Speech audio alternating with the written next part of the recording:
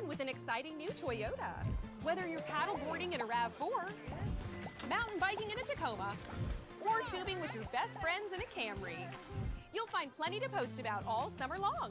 Did you know that every new Toyota comes with Toyota Care? A 2-year or 25,000-mile maintenance plan and roadside assistance. That's the value you can expect from Toyota. Come in today. Ooh, like... Roadside assistance. Toyota. Let's go places. The truth about DIY is you never really do it all by yourself. Because this setup took 2 videos and a quick demo. You can change your color here. And this pizza wasn't delivery. This was. I wonder if they have... We do.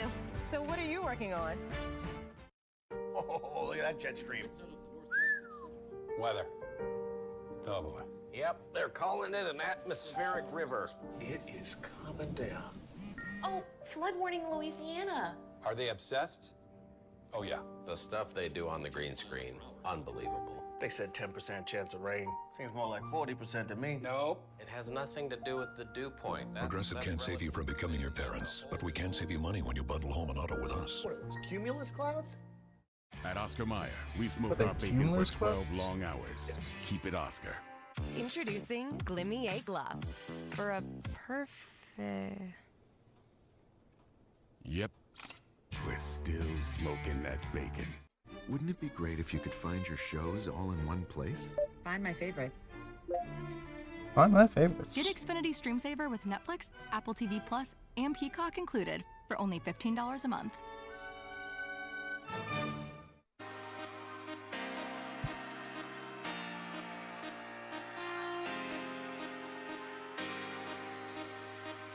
I'm hyped, not gonna lie.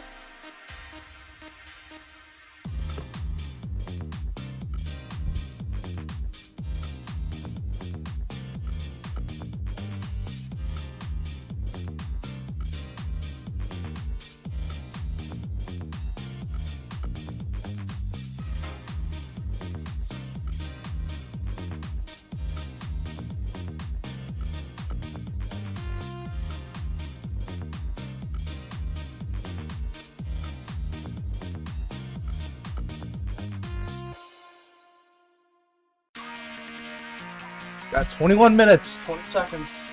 Or 22, 21, 20.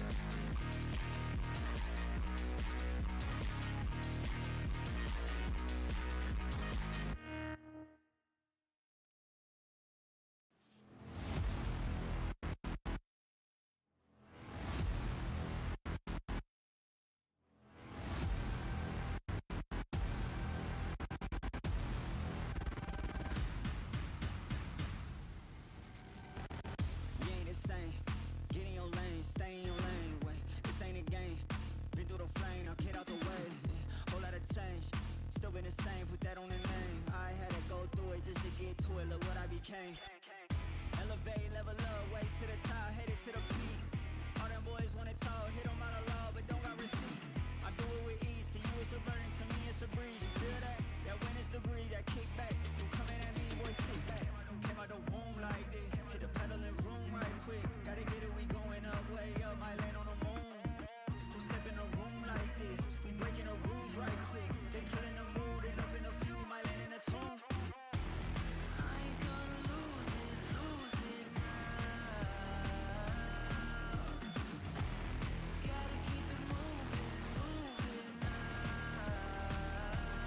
I wonder who's gonna win the first game. I think this could be Jay out. It has to be Jay out.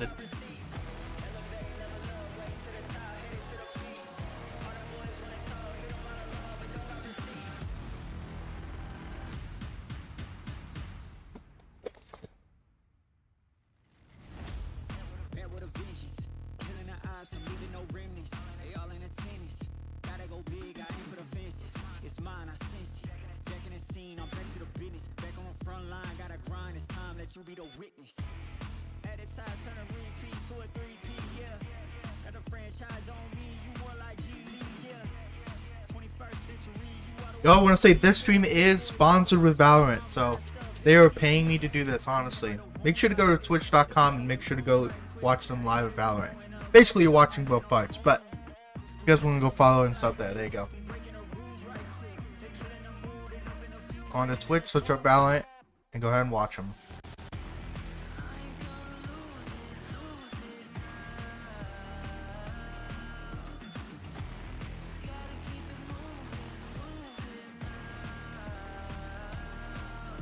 They do have like actual like startup music, I swear.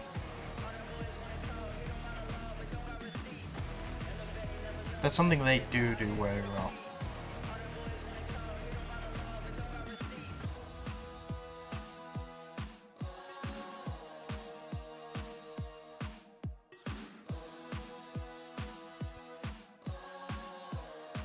I wonder, have they posted anything on their Twitter?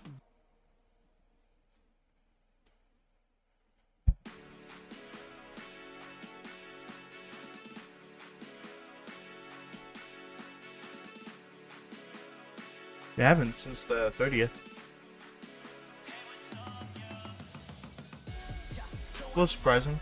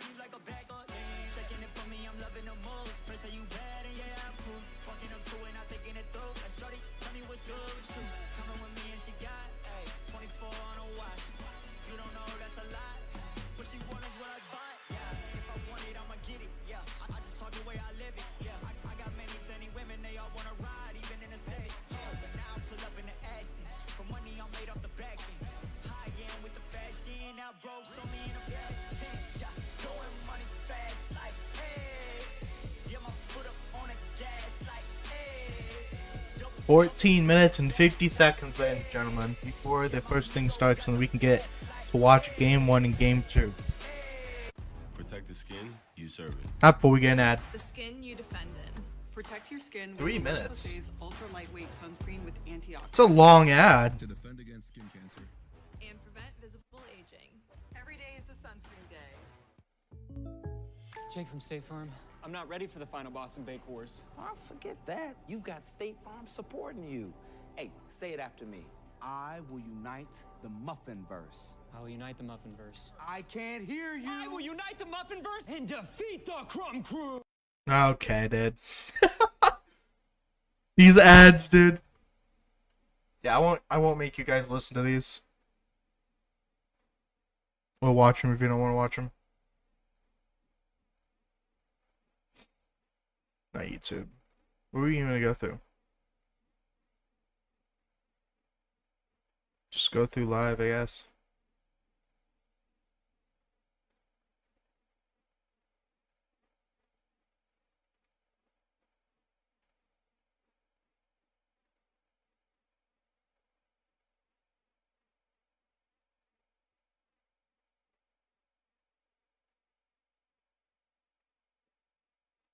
What are they even doing?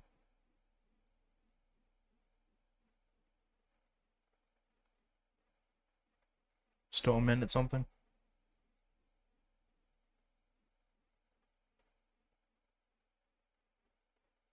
People playing chess? Damn. I used to be okay at Trusted. Sexual. What the?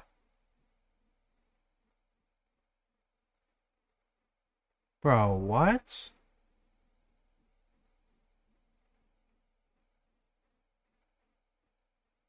Why is that even a thing? Sexual content? Bruh. Oh, polls, hot tub streams, ASMR. I didn't read those stuff. Stocks and crypto. Fitness and health. Bro, what? Science and technology. That I get. Politics? Really? I didn't even know they had like politics on this stuff. Sexual themes? Oh lord, dude.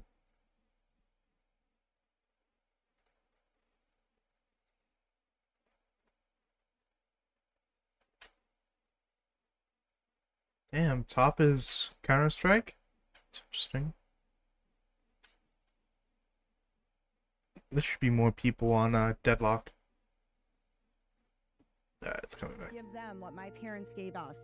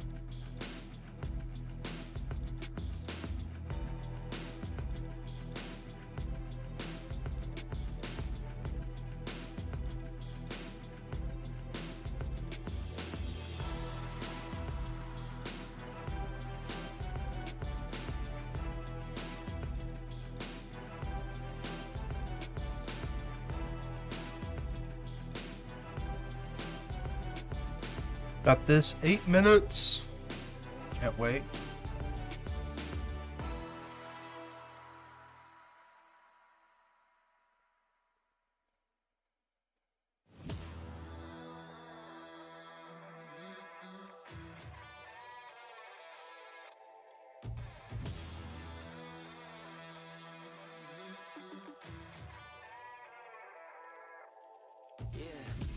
Motivated on focus. Came a long way from the lowest. Yeah, gotta get it the mindset. Gotta put it in motion. This is the moment. Gotta one up my opponent. Back then they ain't noticed me. Now they know it's me. I'm the chosen. It's my time. Yeah, I put that on Bible. No excuses. Gotta get to the final. Take all of my idols and turn them to rivals. It's all or nothing, man. The trophy is vital. Game time, bet I'm coming in clutch. No hang time, man. They can't keep up. The game's on the line. Seconds on the time. Who can't fight? It's gotta be us. Better under pressure. Go ahead and let it fall on me. I'm destined for it all. You better call on me. They say what doesn't kill you make you stronger. All that pain, it done made me to a monster. Literally haven't even had my camera on this entire time. There we go.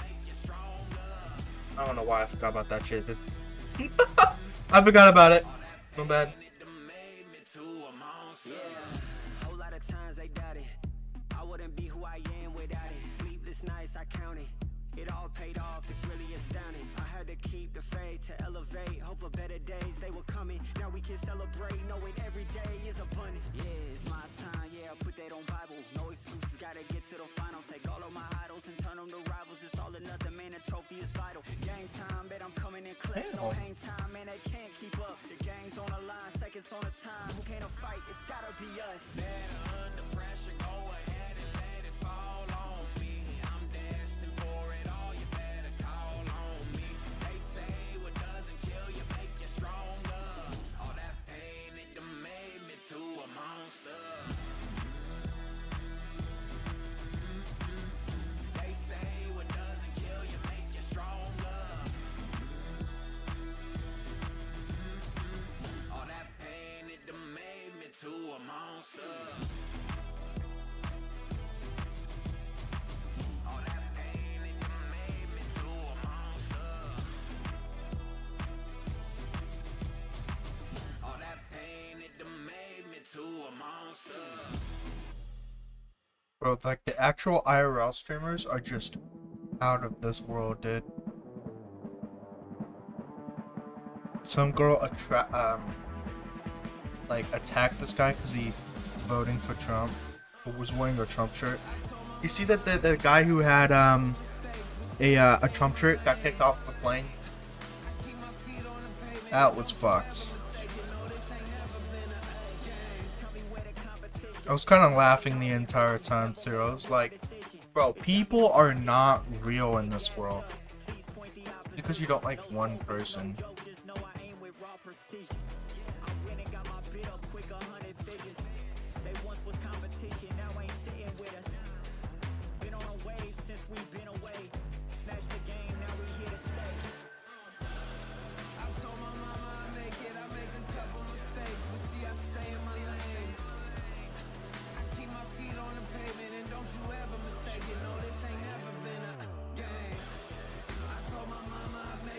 Man chokes on 347 grapes in his mouth and throat. Almost dies. Bro, that is his fault for putting grapes into his mouth. One of them's in his nose.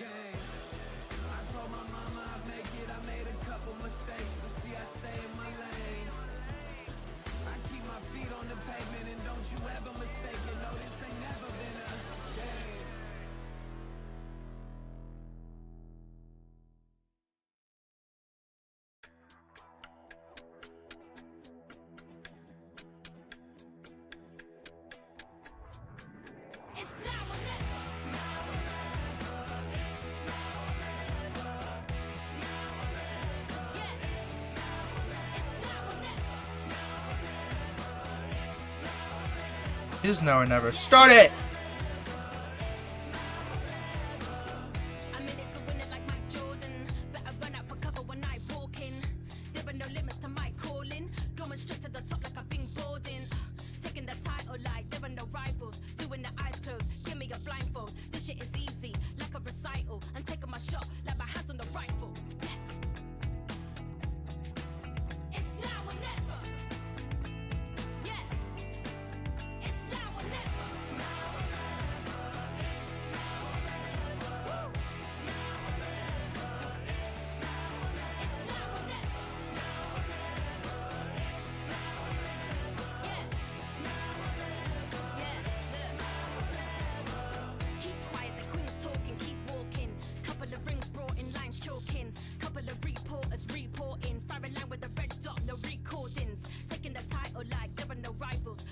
Two minutes. We're just going through Twitter looking at some dumb shit. Welcome to Applebee's. What can I get you? That was perfect timing. 3 minutes of ads, 3 minutes left. The 50-cent boneless wings? I'll have the same. Perfect. I'm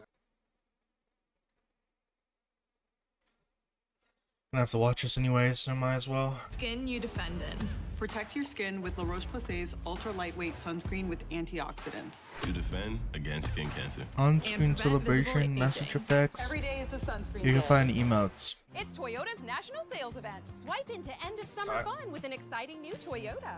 Whether you're paddleboarding in a RAV4, mountain biking in a Tacoma, or tubing with your best friends in a Camry, you'll find plenty to post about all summer long.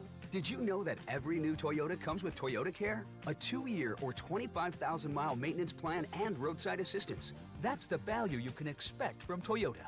Come in today. Ooh, like. Toyota, let's go places. Just get good, bro. Just get good. I game like I had plus 50 toughness, but really, I'm plus 100 or free. Hey, life can be scary, but State Farm supports you. I feel plus 250 relief. What?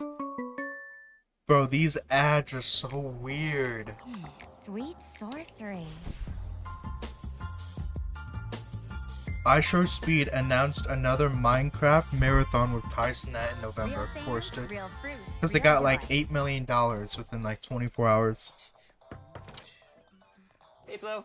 Cool leg warmers. Thanks. They're just for the bus ride to work. They're not part of the official uniform. No tunes today? No. My apartment was robbed last night. Took my cable-ready TV, VCR, portable cassette player. Yep, all the latest tech. If only Progressive had renter's insurance, like their home insurance. Then we could bundle our cars and get the same 24/7 protection. I think we just invented that. This is the best day ever. Well, I still got robbed. It's still a pretty good day. Hey, you need your eyes checked. Yeah, things are getting fuzzy. Then go to America's Best. Why? For a comprehensive quality eye exam. I'll go. Good call. Get 2 pairs and an eye exam for $79.95 at America's Best. All right. You want to be like me? Well, you can't, because there's only one Pride. I don't even know who you are. Like me. Always, every day. They can help you recover from exercise to keep you prime. You want to stay prime, right? Hey, Coach Prime. Catch. The fuck? I still got it. Eat your almonds. Own your prime.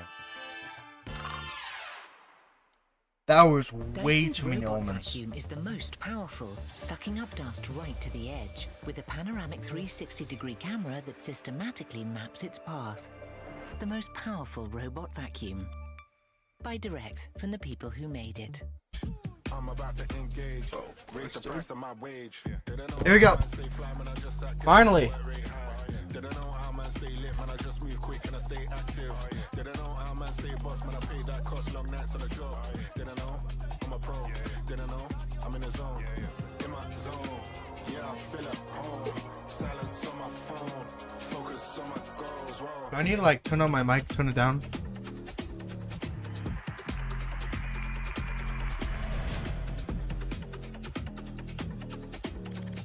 Who will ascend to VCT EMEA 2025?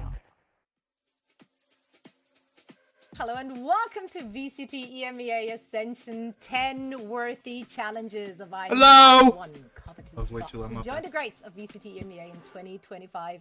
I'm Zoe, and joining me today are no other than Naomi Mizuki and Pilski. Guys, how are we doing? What a competitive ascension it's been thus far.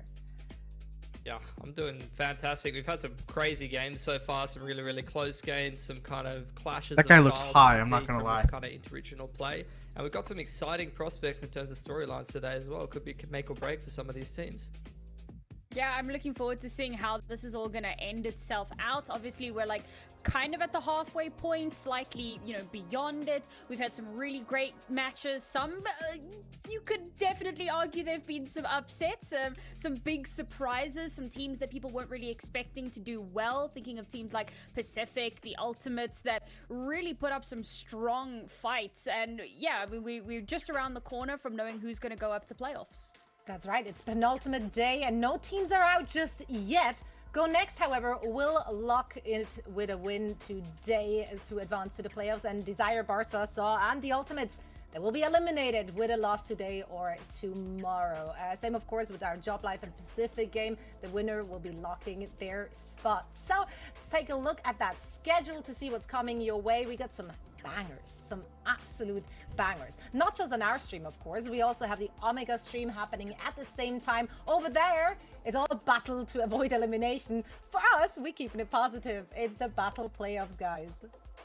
Yeah, it's so exciting, right? Like so many of these teams, their whole year has kind of been leading to this. So to be able to see them actually like lock a spot into playoffs is going to be exciting. Maybe you're going to avoid some of the tears on the Omega stream, but if you enjoy that kind of thing, then I'm sure you'll head over there as well.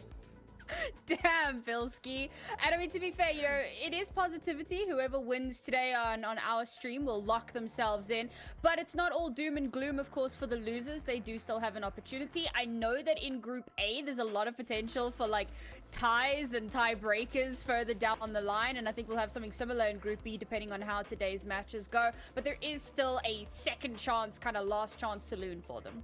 I do love it. I love that it all comes down to the wire up until the very last day of groups. These teams are duking it out. Now, before these high stakes games will take place, let's play a very low stake game here at the desk. Sam Pilski, one of the best things about Ascension is, of course, to learn more about, all those new players, the up and comers. So let's see if you guys can guess the players based on hints that I will be giving you. Everyone at home, of course, feel free to play along. It's going to be very simple. You'll get 3 hints, and then you have to use them to boil it down to just one player. So let's see if we can guess the player. Here's the board of the potential Valorant is playing Guess Who. What the hell is this? On the board.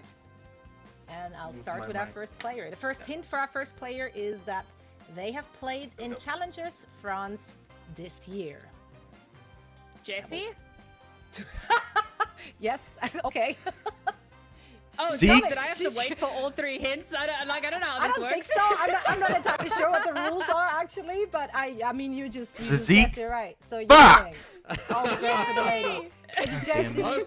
You know what? That's so rigged. That's honestly so rigged. Like, there's no way that you got 1 out of 25. And just, she knew the answer. Like that. I'm calling that's rigged. Like, legit. She shot her shot and it was right. Sore loser. You're spoken like a real loser, Pilski. That's what I'm hearing. Okay, well, okay, you can come back here. Apparently, you guys are playing against each other. That's a thing now. Player 2, the first hint for them is that they are a 3-time VCL champion. Oh no, dude. Ooh. Mike's. Mikey. Okay, you want another I'm hint? going Mikey. Yeah. Yeah. Okay.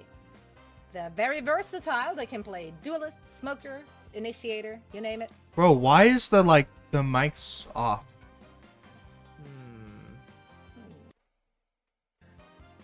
I can see the gears turning. There's someone that I'm looking at just because I recognize the VCL. Bro, I can't. Kind of throwing me. You can whisper it. I won't let it count. What the hell?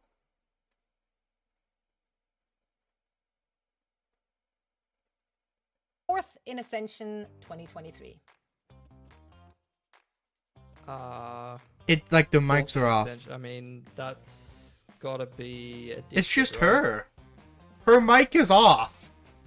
Jesus. Because he was on Saw. Okay. Yeah, I'm also thinking Saw, but I'm wondering.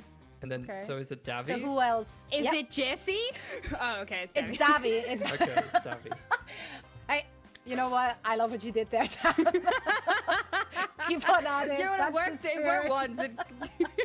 Yeah, her mic is off for it the is, of camera. courst Davy. Whatever. He also I thought it was me. I was so confused. That is the second player we were looking for. You got it on the second guess. I guess that's still a a point on the board. Not probably. as good as Sam, but I'm trying. Guess I have to keep keep it up. I didn't even get that one, so take those. All right, last one. I guess that's the tiebreaker here. We're starting this one with. They started their professional career in 2021. Fighter? Bro, I don't even know, dude. Question mark? I mean, yes. Answer! Exclamation point. There we go. Oh, you're nailing this game, Sam. Damn. I'm so good at this game. So it turns out she's just too good. How do you feel after this beatdown? Because he's just like, this is rigged. I literally did not even have a chance to get a word in. Like, it's literally like the equivalent of playing ranked, peeking and getting one tapped, and just being like, all right, okay. You just got Ferrari swung. Sam is just too sharp, I guess. Feel. She's just too good. She was out there swinging. Well, Pilsky, better luck next time. I hope you at home enjoyed guessing along us. I'm pretty sure you were also not as fast as Sam, just dragging them all for absolutely no reason. That was our low stake game, though. Let's, let's head on over to the real stakes, to the real games, to the real pros. This was our desk warm up to get a little more wrinkly brains fired up. Let's talk about the match of the day, the first match of the day, rather. It's going to be Pacific and Job Life. As I said already, the winner will be moving on to the playoffs. They will lock their spot. Now, Pacific, they're currently sitting at 2-0, so it's looking to become the third team in VCT. That's a very exciting prospect. I mean, Turkish Aim, can't ever underestimate that. And they're one of the younger teams in this competition, Pilsky. They are, yeah. It's a pretty fascinating story. You know, they qualify through Premier, and then they go into like their group stage of Challengers Turkey, and they lose a couple of series. And you're thinking like, look, I know these teams that kind of qualify through Premier or come through like the Tier 2 competition in a region. They're not going to win the whole thing. Well, they go into playoffs and they absolutely blitz the playoffs. And since then, they've just continued to go from strength to strength and just continue on this upward momentum. And yeah, as you can see from the lower third there, Pacific has not lost a series since they, went into the playoffs. So they're just continuing to roll through. And if they win today against Job Life, they're straight through in towards the playoffs of Ascension. And I mean, our first kind of little bit of highlight there was of their game versus the Ultimates, which was a very one-sided smackdown. It was a bit like Pilsky and I in that game, right? You know, there was one person who was just absolutely dominating, and then there was another team who was doing their best and just couldn't quite make it. Similar thing here. But in their previous matchup, a far closer affair. They do still manage to like scrape through, get that 2-0, but not quite as one-sided as we'd seen previously. Absolutely. Jesus. Yeah, now, I mean, looking at this graphic, you can see Comeback, you know, he's got insane stats. He's like some of the highest kills around. He's the highest kills around in the competition, high first blood percentages. Bro, looks like a menace. What the hell? It's like first in all of those stats that are associated with, you know, your traditional duelist fragging roles. Lloyd has also got very good stats in those regards. But what I will say as well is clutch percentage, you know, on all of these players like Loiter, Larocque, Rose, all have very, very good clutch percentages. So something to keep an eye out on Pacific's side of things heading into this matchup is just Comeback opening up rounds, getting a lot of high impact frags, and then Loiter, Larocque, or Rose closing out those rounds and clutching up for the team. And maybe that's why Pacific has been so dominant. Yeah, I mean, Sam, you were gushing all over Comeback. What a performance that was. Starting on day one already, absolute sharpshooter on that Neon. Yeah, I mean, I don't know why he's called Comeback. There is no comeback. It's just been a rise to stardom from start to finish, has just been complete blowout performances, right? Absolutely amazingly impressive. And the fact that he's doing it on 2 different agents, one of the things that we're going to talk about in a moment is flexibility. And sure, flexibility is important, but Turkish Jet, right? Like, why move away from a formula that works so consistently? Just sprinkle in a little bit of neon, because that's fun and exciting. Just a little The real bit. bread and butter is just how dominant he's looked on this Jet from start to finish. Absolutely. The young guns showing up, making a name for themselves already here in the group stage. That's but of course, on the other side, really high flexibility damage is key for that JL roster. Yas and Magic, they had some big moments, but all eyes have to be on Kamek for this one. Yeah, Kamek obviously coming in from being Fnatic sub. These are his breach stats. You can see great average assists. He's got above average kind of fragging output on this breach role, so can play that supportive role, but also have a better output that some other people might have on a supportive role like the breach. But then if you look and we swap over to his Reyna stats, this is a player that can flex into that second duelist and can actually have a crazy fragging output, and that can really kind of change up the style of your team. Like, you know, you go from being a bit more of a structured team where you're relying on utility to being a very aggressive team. You can get in the face of your opponent, maybe bring a bit more of that kind of Pacific play style against Pacific, perhaps. Yeah, what's great to have... Sorry. No, please. What's great about having somebody that can do that is, of course, it does open those extra avenues for you. But I counter, you look at a player like Yas, who plays 5 different duelists, but he's been less than stellar. Look, he's performed. His team's doing well. I can't take that away from him at all. But when you compare to the rest of the duelists in the tournament, and of course, we're going to look at Comeback because he's the duelist playing up against him today, it just doesn't compare. You've got Comeback, who's very specialized on a couple of agents, and Yas is trying to play some different agents, but not quite getting the same results, the same impact. And, well, is it really worth it to then want to spread yourself so thin? Yeah, I mean, that's a clear case of jack of all trades, maybe master of none, but he is able to fill those gaps for the team and allowing for different looks to maybe throw something at the opponent that they don't quite expect. Based on the performance we've seen from both of these teams thus far in the group stage, do you feel like there is a clear favorite for this one, starting with you, Pelski? I'm going to say no. I'm maybe leaning a tiny bit more towards Pacific, but maybe that's just because I'm biased. I've seen them completely run over some teams who have gone and looked a little bit better in the competition. Is that because they're insane? Or is that because maybe the Ultimates had a pretty terrible day one and are actually a lot better than that? I guess we'll find out. What about you, Sam?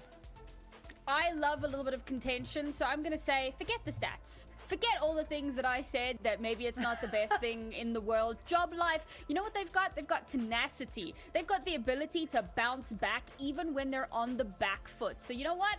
I'm going to give this one to Job life. I think they're taking the win. Right on. Okay, so Sam, who's your player to watch out for in Job life then?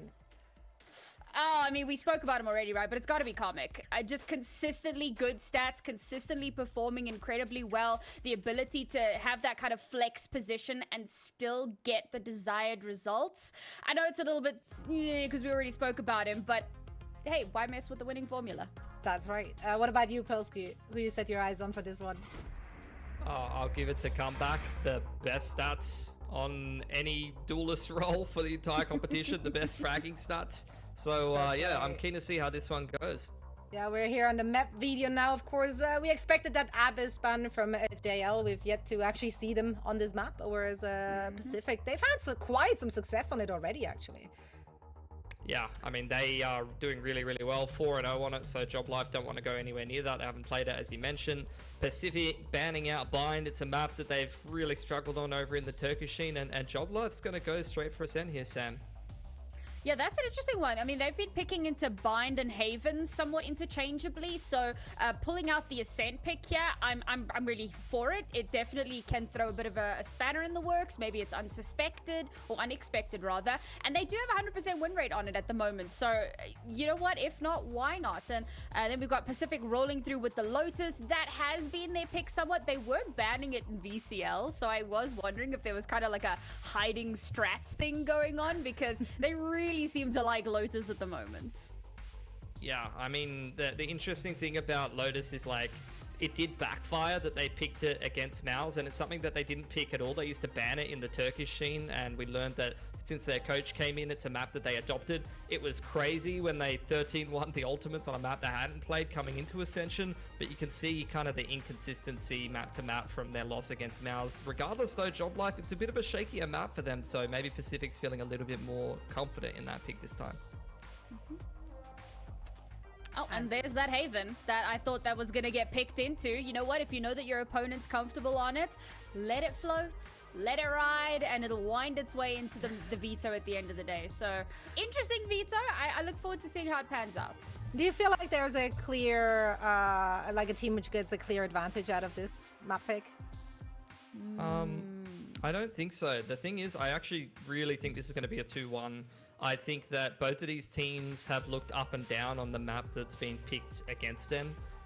Whereas Haven, they both have 100% win rate. I think that would be a fantastic even ground for them to go head-to-head on in the decider map. So I'd love to see this one go all three, just because these are some of the better teams that we're going to be seeing in the competition and in the group stage, and we deserve 3 maps, damn it. We do indeed. I mean, that's been the script, right? 3 map bangers, everything going into OT. Yeah, you know, so there's a little bit of a wager going between the Alpha and Omega stream to see, you know, which one can have the most banger games. And of course, the Alpha stream has been winning. We've had the most banger games with so many overtimes, so many extra maps, and we absolutely live for it. And I 100% agree with Pilsky. I think we're going to have that 3-mapper here. I think we're going to see this go the absolute distance. But I also believe that while you can also win in the map veto, you can also win in agent select. So I look forward to seeing what the agents are going to be. And, well, it's like production read my mind. Oh my god. All right, I mean, okay, Job Life coming in with their standard, but Pacific mixing it up. They read Benny's script. I don't know what's going on. Phoenix is thrown into the mix. Both of them played basically Job Life's comp heading into the Ascension tournament on this map. But what are we taking away from that Phoenix pick? That is running it down to me. I'm keen to see it. You know what? Pacific's looked up and down on this map. In, you know, the Turkish league, they've lost a couple of games on it, so I'm keen to see them mix it up. KO subbed out for Phoenix is not a huge change, and look, Job Life has not played this map in a little while. It's been 2 months since I had an official on Ascent. That's right. Well, one team will emerge undefeated, untouched in their group and qualify for playoffs. Let's find out who that will be and send it over to our casters, my very favorite Mitch and Tom.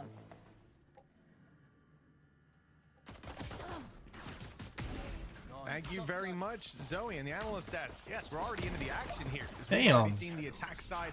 Look for some B main control. Job Life mounting up their attack side on Ascent. And you can see they've sustained a couple of losses. 10 HP left on Kamek as well. It's not an ideal start. And they're going to reset, looking to get this spike perhaps into A. They could always double back. Yeah, an abrupt start. They should just double back now. In the early stages of the round, and looking to see again that slight change from Pacific, bringing in that Phoenix, a slightly more explosive look, but not just crouching right there. You see Lar? It's just crouching. Something possible. I'm not going to be in the corner. Of course, will send one of these teams straight through into the playoffs.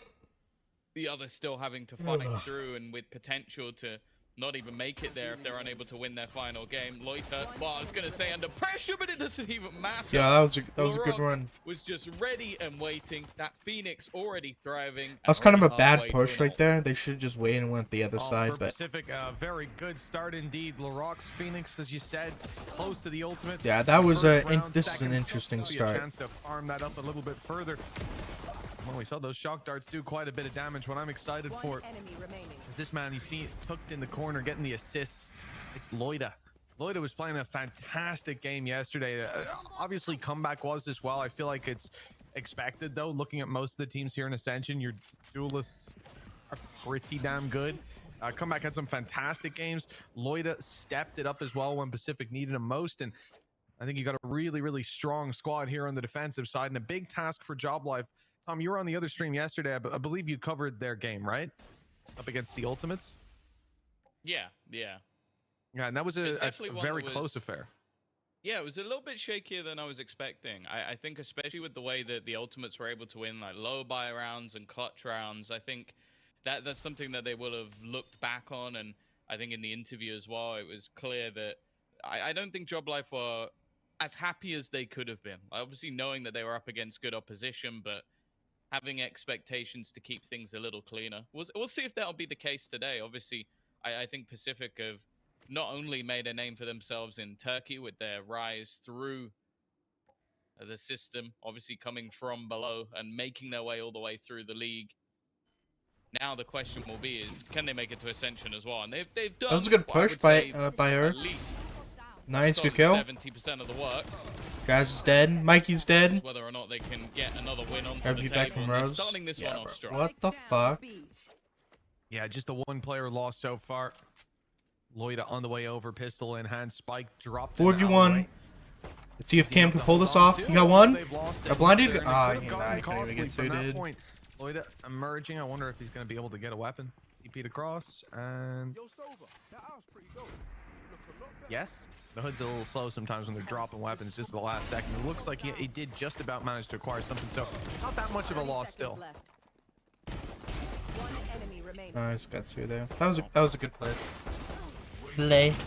Not push, but a little bit of extra damage, but not too much to write home about. Still going to have themselves a few rifles in this one to try and do damage in this round. Job Life, we're expecting this will be where they sort of get themselves onto the board. Although already, Loiter with a very aggressive stance. 3 players ready and waiting, no middle control for the defense, and they're about to be pressured very early on. Oh yeah, straight up in their face. It's comeback finding the opening. Although Kamek is still holding on to the backside control, and a Nano picks up a kill. Okay, well, it looks like there's a lot of sway towards the Job Life side. A 3 versus 2. Ultimate still for Kamek as well to deny some of that utility. The drone for Rose. I don't know what the knife refresh is going to be for Kamek, but could even cancel that out. Salasun's got to try to find some space. Drone gets nothing, but Salasun does. Straight onto Mike. Nice opening, but Kamek's I tried there. Now 30 HP on the other, but it's Kamek he has to get through, and he will not make any ground. Rose shut down for the first for Job Life. Oh, Twitch is asking me for a survey. Kick so never does again, that. Like, leave me I don't think alone. both teams will be particularly unhappy with that. I think Job Life may be wanting to. Every time I live stream on Twitch or live stream something on Twitch, I always ask me for a survey. Moments for LaRock especially. Yeah, I should have hit that. He was clearly looking. But for now, clearly looking at him. I don't know why he didn't just shoot. It's going to be Kamek with the cleanup. Ultimate already online, but this is going to be the response. Come back straight away onto that operator. I'm liking the fact that Loiter as well within 3 rounds has got 7 assists. I know a lot of those were based off smokes, but it's still pretty impressive to have that so early on in the game. Unfortunately, it doesn't benefit him too much with the economy. And again, we're going to fall back into this more defensive setup. Now, you have to bear in mind, this is the choice of Job Life. And although the record for Pacific is, it's not the greatest, it's okay. You have to remember the region they're from.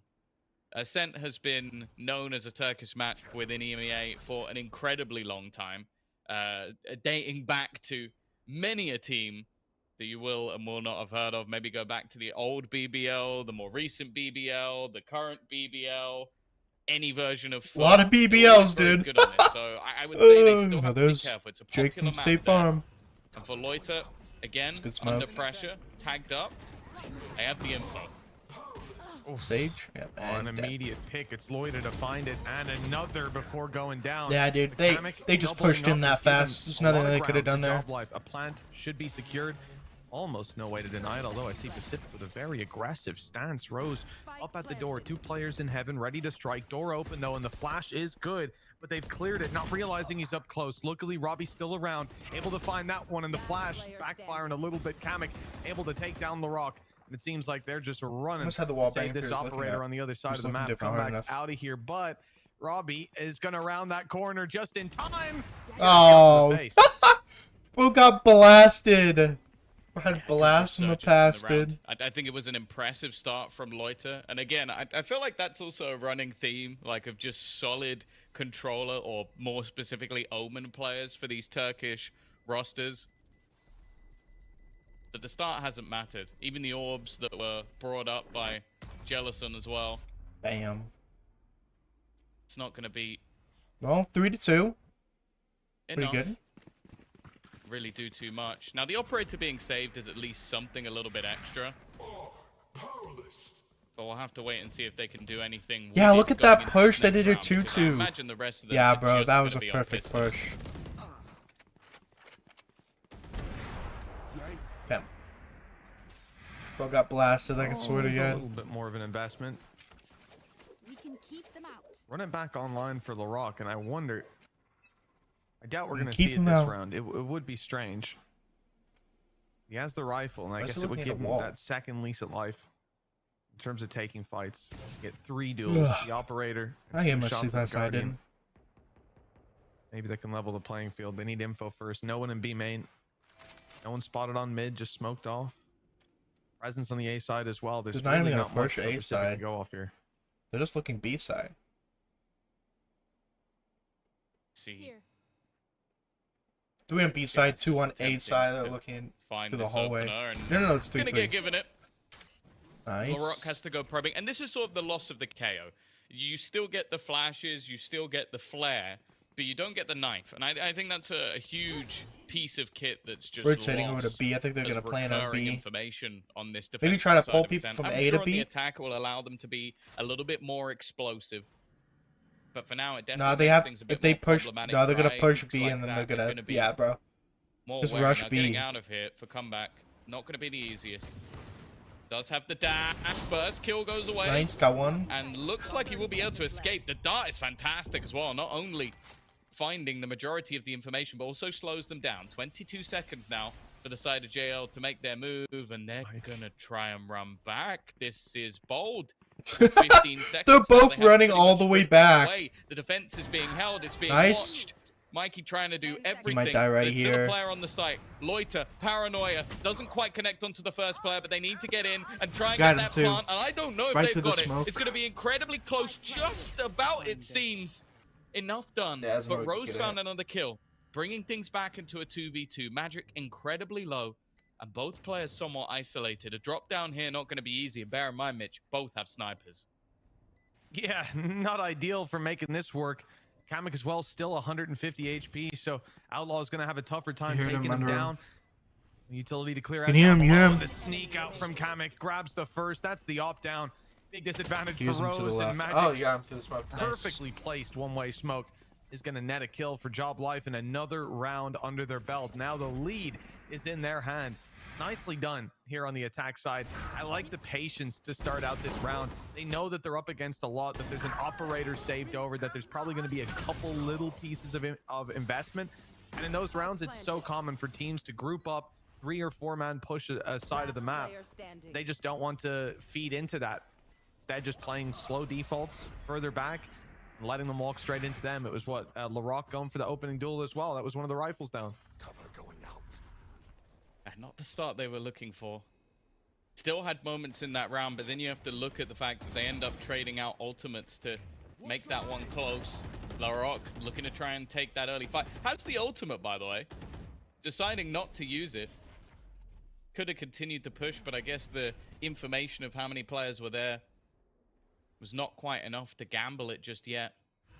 Jellison being close as well to having the lockdown available, so maybe getting a pick and playing a retake would be more ideal.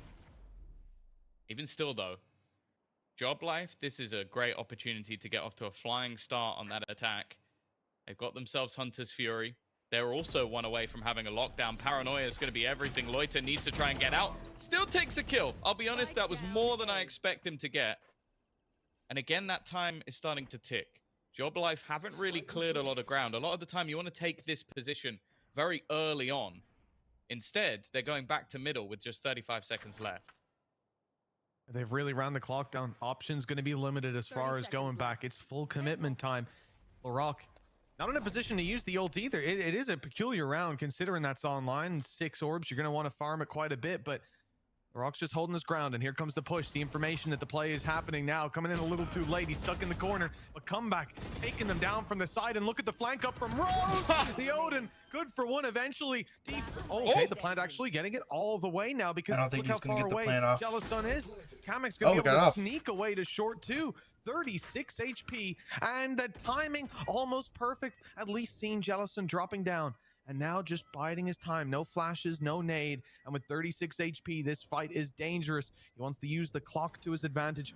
Force Jalasun into tapping that spike. I like it. The door closed, used to confirm he's still up close, and forced that Kamek wins. He baited him out there too. For this man in the round, and 4 for his squad now on the attack. That's a nice tree. Looking good. Oh, good. Job life, but more individually. Kamek has been insane so far in this first 6 rounds. He basically single-handedly wins them this. Look, at one point he's planting, has to let go of planting, has to let when go you of want to guess that time, comeback gets is going to be the another highest kill, for the most and then plays kills. the time to perfection. Even knows he's being baited out by shooting the door. He's 15-2. We've not even played. We've just played a 6th round, and he's 15-2. This is some of the most insane individual prowess. We talked about the individuals on the other side. We hyped up comeback. Loiter as well, been fantastic. These youngsters, a couple of 16-year-olds in the hilarious. team, even the majority below the age of 20. But right now, Kamek, the guy who stood in for Fnatic, maybe a little bit of the magic has rubbed off on them, because that's really fucked. So far, nobody can even get close to where he's been. Pacific are going to take a pause. Now, I will say, if he keeps this up, it will be the greatest performance we've ever seen in Valorant history. Just off the raw numbers, it's not. Yeah. It's not He's possible. Gonna get higher I than don't comeback. think, to do any Like better. usually had the most kills in the entire. I don't think that's going to 20. happen. So I think even for job life, they're probably going to want to try and rectify a few things, because a lot of these rounds have been dangerously close. Yeah, there's always the 2 sides to the coin, right? On the one hand, you're losing the round to an individual who's popping off, and sometimes there's nothing you can do about that. But at the same time, if it's happening this many times, this needs to be looked into. Pacific, they can't be happy with where they're at right now. We've seen early round, last round aggression out of LaRock with ult in the back pocket, then reposition into the open. This round, much more passive. It seems like we could get to see LaRock use that a little bit more reactively. And they're waiting for Job Life to take a hit. It looks like the B site is where they're gravitating towards. It's where drone's going to be used for now, at least. Take flight. They may have 2 LaRocks to deal with.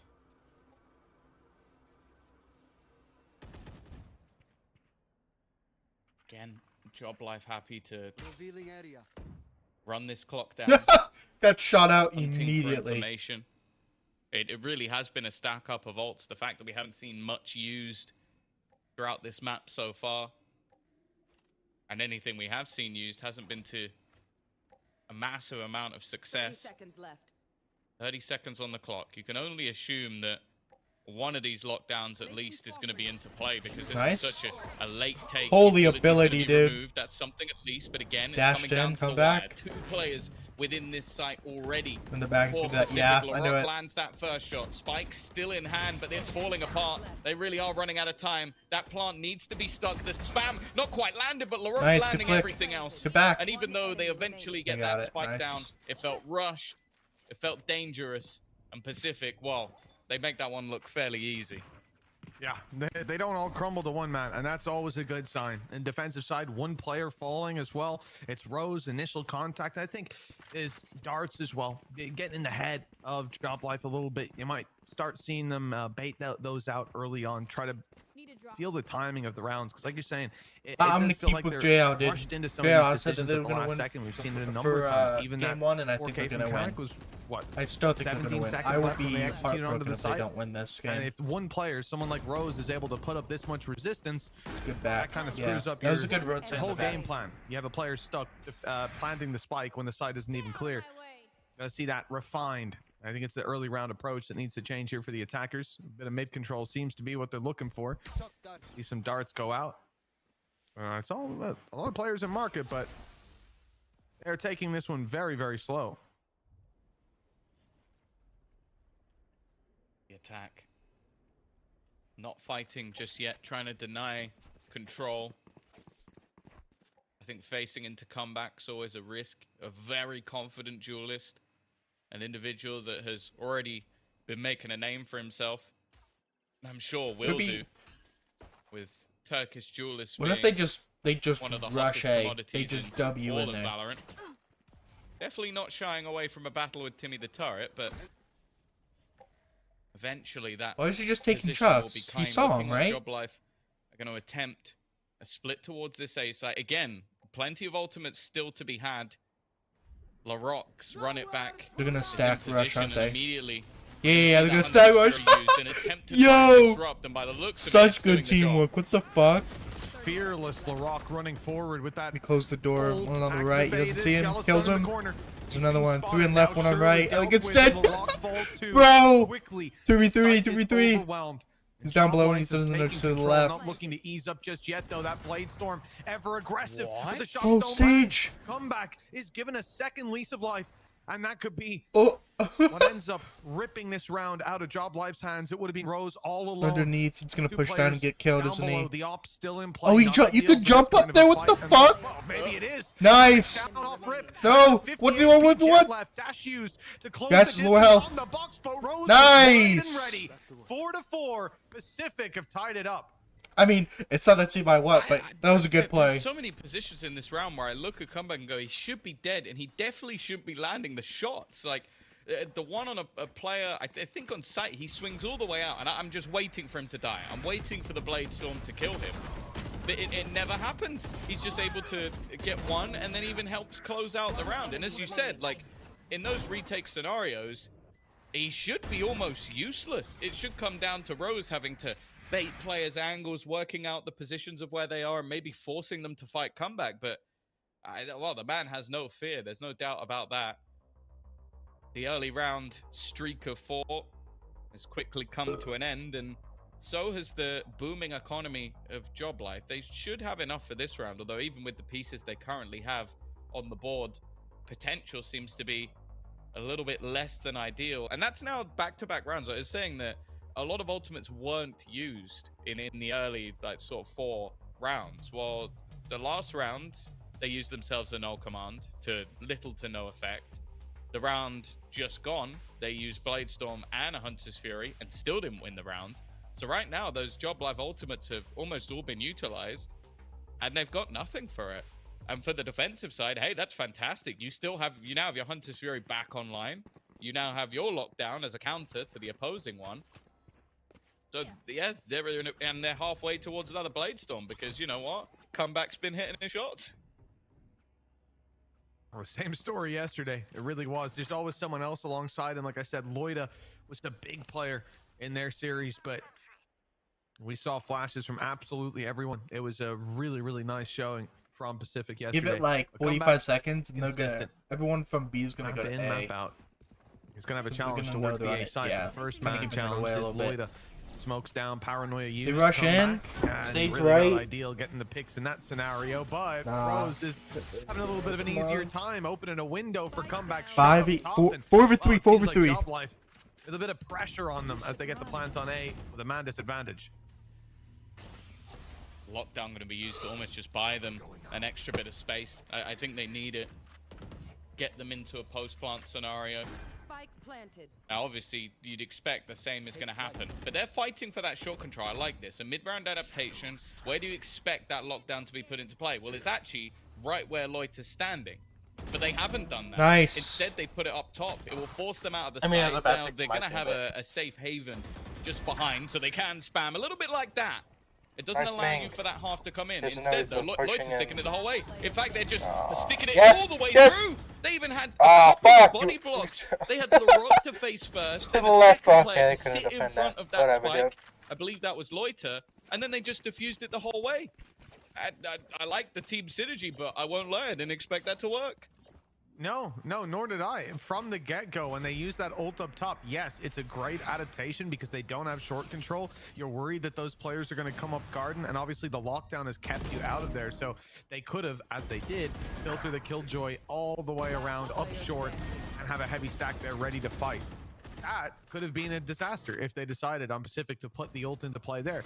They put it further back, and exactly like you said, it gives that gap where Job Life are still able to fight for the control. They're able to deny you the defuse from behind that smoke.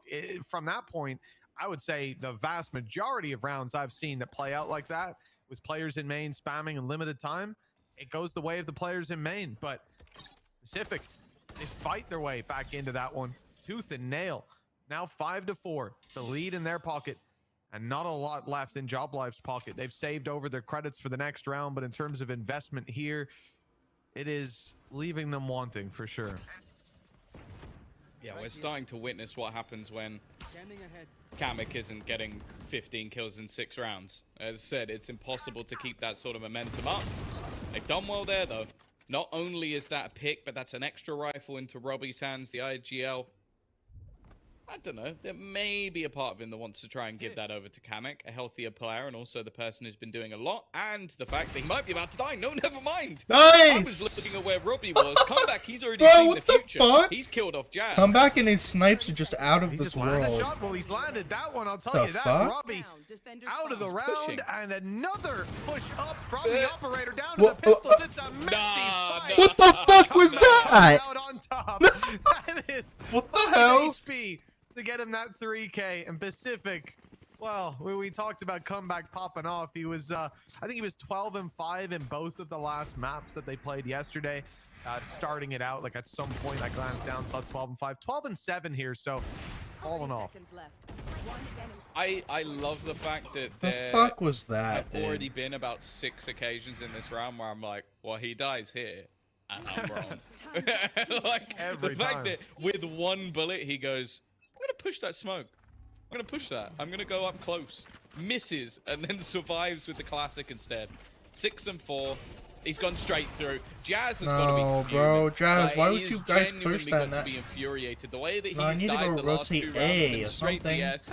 There is a dart on his head, and he's still fighting. This is a messy my round. God! It's gone incredibly Robbie, messy, in fact. It's pop left on off. to Loiter on the side. Hop off, Robbie. Jellisom's there alongside him. Time You is gonna be idiots! worse for Robbie, and it's going to happen again. But it's a win. Yes! How did he? Doesn't How have did the he shots. miss that? And now they know where the last man is. Well, they should. He killed one of them a moment ago, and for once, Job Life are not sat in a position where they only have 5 seconds to plant. They can go all the way across the other side of the map. that is a disastrous whip. Bro. Yeah, Magic staying alive. What the Tucked hell? in as well on B, knowing this player's nowhere nearby. It's going to be a free Yeah, shot. dude. To the Yeah, back there of was no Lloyd, way they as could Kamek do was it just all the way on the other, having the time of the his life other on A. side of the map, Planting just for to play free. when they were hunting him Pulsing down around, there. just taking in the sides. 6-5 Pacific. May just be neck and neck at the half. Those are good snipes, though. Come on, come back. Some You got that. serious heroics from Comeback. I'll say this. Yeah, it turned around. The and just Rock hits hit that him. flash, blinds a lot of them. I go out, see 3 players on his screen, and somehow I think he it turned stopped that into firing because he 3 thought kills that for was a Job Life. headshot and he thought it was dead. I don't know how that happened. That's all I could see. I'm gonna Well, name that part 6-5. right there. After a It's long on B streak too. for the defense, it's a change and another change of pace. I like the fact that Job Life are now looking to try and put the pressure on a little Left bit more. nose. They'll be met with Rose. Great, nice. No, it was It's only Mikey gonna be the Cammy one. Jellison still has to be dealt with. in the Through corner. the smoke, there's a player How coming. did he Oh, know Jazz that this Jazz time still to go destroyed down him? in a straight BSway. In fact, Jazz has just won on the a roll fight right now. again. And in Jazz fact, still on a continues. roll. What the hell? Takes down Come Comeback. on. None to be had in No, this Mikey's round, but Loiter's on the behind. flank, pushing them back. Lorok's still healthy. Obviously used the ult. 3v2 died in right that now. spot, and instead they're going to use an ult of their own to try and kill off another. It's Nice. left on to just one. Jazz the Loiter advantage. versus 2v1. 2. 2 on the one Knows site. roughly where the players are, but the peak isn't Yeah, going to be nice, expected. nice. It's a half that ends even, and one that has been as 6-6. chaotic as ever. Switching sides. Well, hard to separate these two teams in the first half. It's a good job we've got a second. And hey, listen, if you've been watching the stream, you know there's a couple OTs chalked and ready to go. For now, though, we're going to take a little break. We're going to toss this one over to it, and we'll be back with the second half in just a little bit. Like a, what, 15-minute timeout?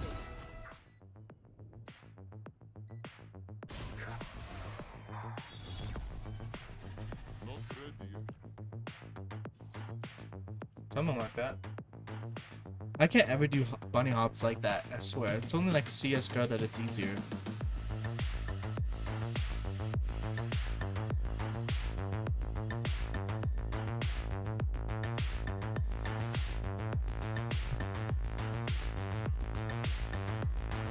Bro, life's been for an hour. I just sneezed twice, dude.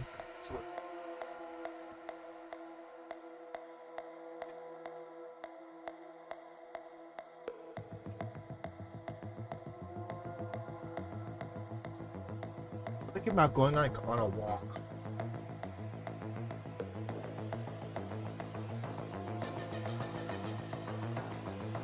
I could start like a kick channel, it's just me walking.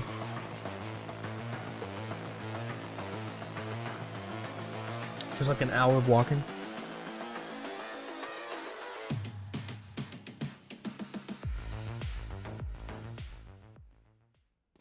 Welcome back, folks. Half number 2 about to kick off here. Pacific versus Job Life. It was neck and neck when we left.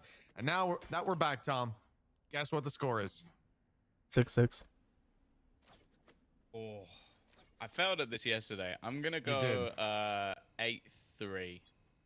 Ooh, you've gone for an interesting number there, Tom. It doesn't total 12, so that's really a left field pick. And I have to tell you, Wasn't you're very right. good at math. We've decided to give 8 rounds to Pacific based on votes in the Hey, it Twitch wouldn't be chat. the first game. You know, I started a cast where a team already had rounds on the board. That's Twitch true. our I wasn't there commentators? for some reason, but I enjoyed watching from my Why? hotel room with my Shout friends. out Vivo Keyed. The boys, we love Cypher cams. Yep. Well, Pacific are on their way to the A site by the looks of things. It will be a slow push, though. Spike still towards the spawn, but Job Life have made the read that it's the other side of the map. Our reliance on Mikey to try and get things done. There is a drone.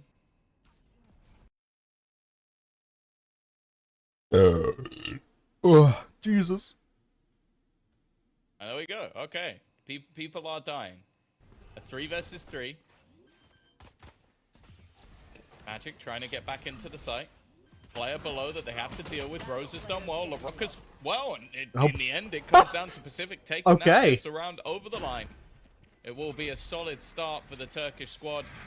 And as said, you have to look into this as this is the map choice of Job Life. Now, don't get me wrong. You might look at some of the statistics of Pacific playing on Lotus, and that's so gay. they're very weird. For example, they lost it 3 times over. I think that was when they were playing promotion/relegation. So that was a long time ago. Then the next time they played it was in this tournament when they beat Ultimates 13-1. So it's an interesting pick. I'll be intrigued to see how that one goes. But One right here. Nice. it goes. Damn. It goes. Nice shot, Jazz. Let's go, Jazz. Not a bad start, that's for sure. Pacific have a choice of where they want to take things, and it's certainly away from the man who just ripped the head off LaRock. Like to be sighting a new target, although a slow play towards middle. It's all about getting comeback, a little bit of ground. Pushed up Pizza. Oh, they're just sitting there. That's so weird. Trouble. Luckily, he's avoided. Well, he's avoided the danger. The problem is his position gets the team confident that they can take his split. His drone is invaluable. As long as it clears the left and it only sees one. The push up by Mike, it baits them in. That's beautiful.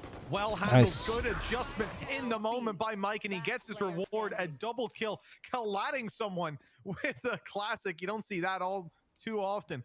And comeback. Now left to pick up the pieces with a Marshall. The timing of the drone, I don't know if he will have been seen unless he just poked the barrel out at the last second, which I think might have actually happened. I think that maybe the very remnants of the drone might have caught him, but it doesn't matter. He's got the kill nonetheless. He won't expect Jazz, though. At least not early enough, but he's managed to cross. Gets the fight. What Hits the the fuck? no-scope onto Robbie. Just hit fired his ass. 1v3 should have been a done deal, even with the low weaponry, but now it comes down to the Jet v Jet. Backed up. Has the information onto Jazz. That was my major worry. Now, Jazz is going to go back. There's a gun to be found. A rifle in his hand, but he doesn't have the shields. So a shot of this Marshall will do enough to remove him from the round. Comeback hasn't seen him cross. Any sound made will give the game away, but he might just have enough time. The shot almost trying to bait, and I think that was the shot being hit by Jazz because my feed froze. Yeah, our feet first. It was not. It was not. It was comeback hitting it. That's insane. Yeah, a little bit. That of a was an technical unfortunate issue time on for our a end. freeze. That might have only been on my end. I don't know. No, it's on the whole end. Part of me hopes it was just on your end, Tom. Very much so. Am I going to see it here? Jesus. Come back onto Jazz right at the very end. 8-6. Attack side in a comfortable spot. I've got a decent buy for this round. 3 rifles, an SMG, the classic, not ideal for good old Rose, but won't be the man taking contact. Job Life, though, they fully bought this one up, and it looks like Kamek, the man who started this one out, what, 15-2, and he's a big challenge in his hands inside the smoke. Molly now gonna completely clear him out of it, and it's used to get that space. Entering into the Molotov, Kamek's able to drop one, starts this off well for the defensive side, and leaves Rose Bagwell in the back too to attempt to claim this site. There's reinforcements here. Magic doesn't need him. Am I wallbang him? No. No. Magic, but look at the damage he's done. Yeah, they still make it costly. They won though. That's feel good. Like that's been the case with Pacific in a lot of these rounds where they come in with a weaker investment, but even still with just SMGs, or mostly at least, they're able to do quite a lot of damage, and I think they'll take that. Obviously for Job Life, at least keeping a couple of players up, need to start building into this defensive half, because if anything, when you run this sort of Phoenix Jet combo, you have expectations that there are going to be a number of rounds put up on the attack, or that will at least be the plan. And while for the side of Pacific, that might not have necessarily been the case in the past. They've always been a fairly defense-orientated team. They haven't run a Phoenix before. I mean, looking at what CGN have done, maybe it's just infecting across the board. It's really interesting. We got to chat to Benny yesterday about how they've been playing it and the benefits of Phoenix, and he was very open with a lot of the discussion. That's what struck me. You know, I feel like I was saying a lot of teams would probably have like their analyst or their coach in the background listening to that interview, going, "No, stop talking, stop telling them why we do things." But he was, yeah, it was very interesting. I think he sold me a little bit more on the Phoenix play. As long as you are building your game around it, as long as your player who's on that Phoenix is comfortable and able to use it to invade a lot of space. Like you'll see, you pop down a smoke, you molly inside, you flash in, you've got a free little bubble to fight from, and you can flash out of it. And it was used on A just earlier, and that's been the most prevalent example of how it can steal control away. Let's see if they can do that here as we move towards the B site. A lot of players from Job Life present. Not like that. It seemed like an easy start. Robbie didn't actually. Yo, what the fuck? Yo, he just has a fucking LMG. Anyway, a solid B. Yo, good shit. The aggressive take in. Bro, what? Bro just sprayed the entire wall. Let's look at this replay. Definitely not the response the Pacific were hoping for after the damage they had done. And bro, what? A bit of an awkward look at this. He just spammed. And it definitely seemed a little bit disjointed. Got multiple people. Bro, I got a lot of people right there. That was so good. What the fuck? It was a little bit easier for that defensive side to muster up a crossfire without too many issues. So we're going to have ourselves a technical pause. 8-8. Technical pause? Going into this round, though. The thing is, I don't know how they've done it, but they've got pretty much every single ultimate one orb away. So every little piece in this round, every single kill the Pacific gets, unless of course it's the Blade Storm, is going to bring them closer to another ultimate.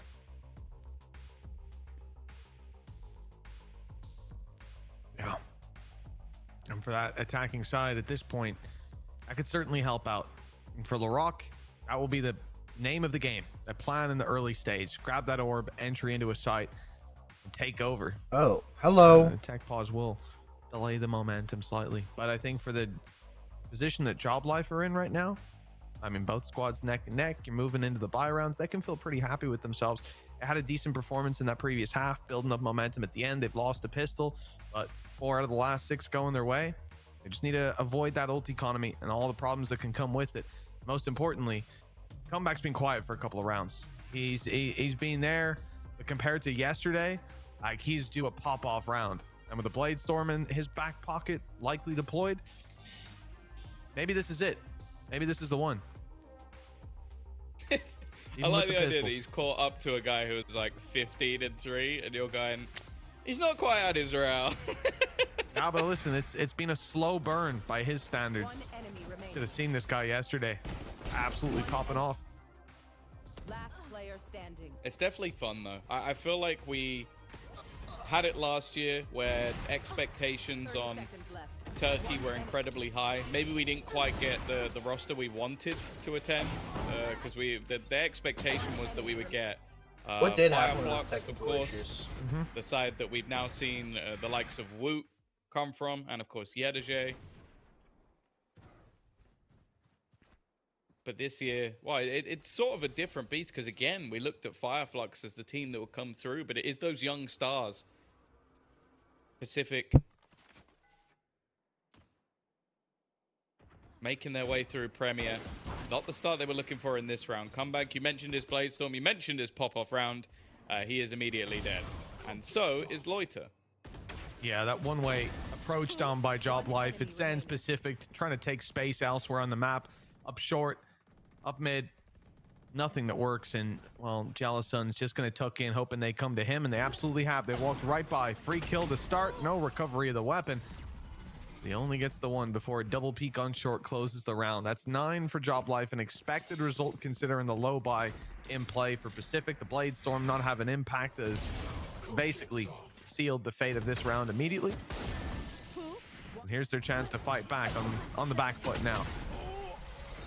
But that's the funny thing. You look at this map and the streak that's been there for the side of Job Life. They've been incredibly competent. This is actually the joint worst attacking half they've ever had, 6-6, which again kind of shows how good they are on this map. It is normally where they put up the majority of the rounds, obviously, because if you get more than 6, you can't get more than that unless you're going to overtime.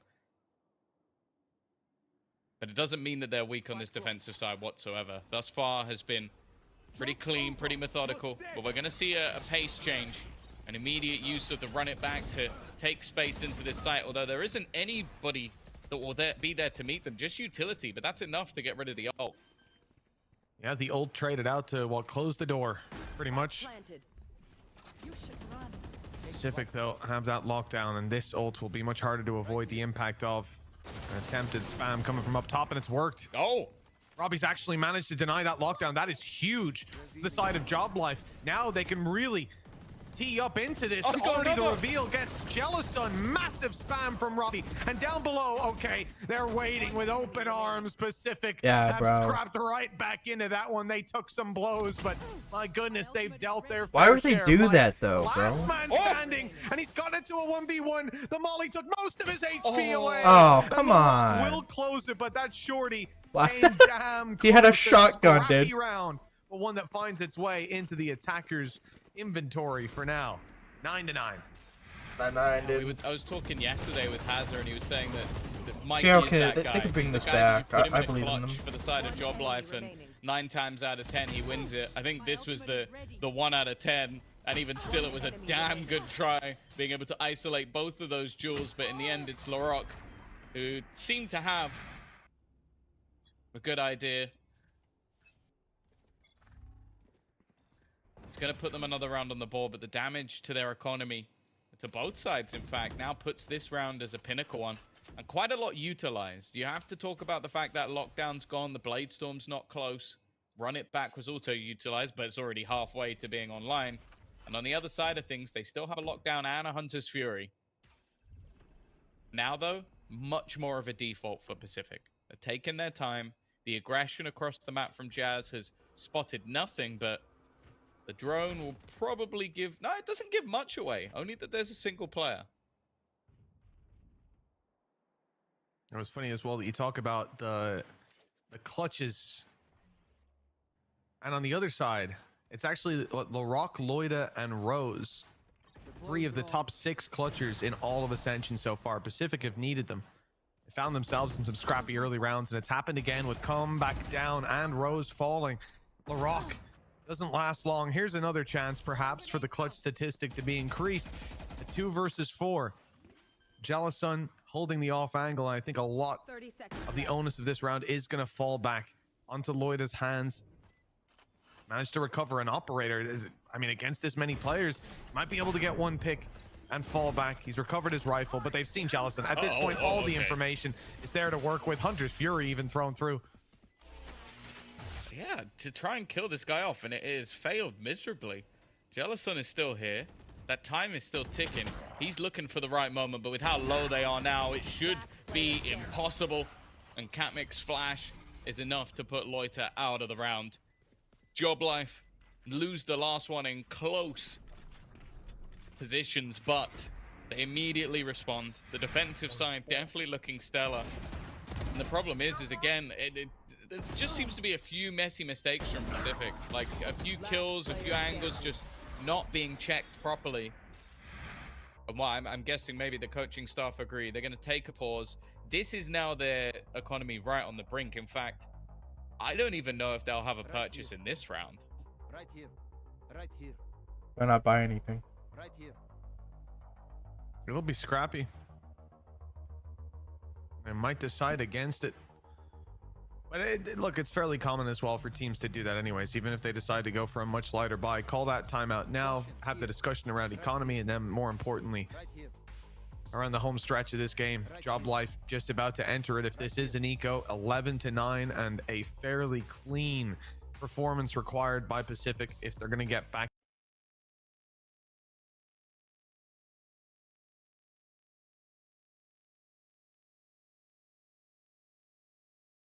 Just don't see. It's not like you're going to win your map pick 80% of the time. You know what happened to the stream? It wasn't me. So far in Ascension, it's felt like the exact opposite. Like teams winning each other's map pick is more common. That was weird. I guess it's the expectation of what your opponent will choose and the work being put in to be ready for that.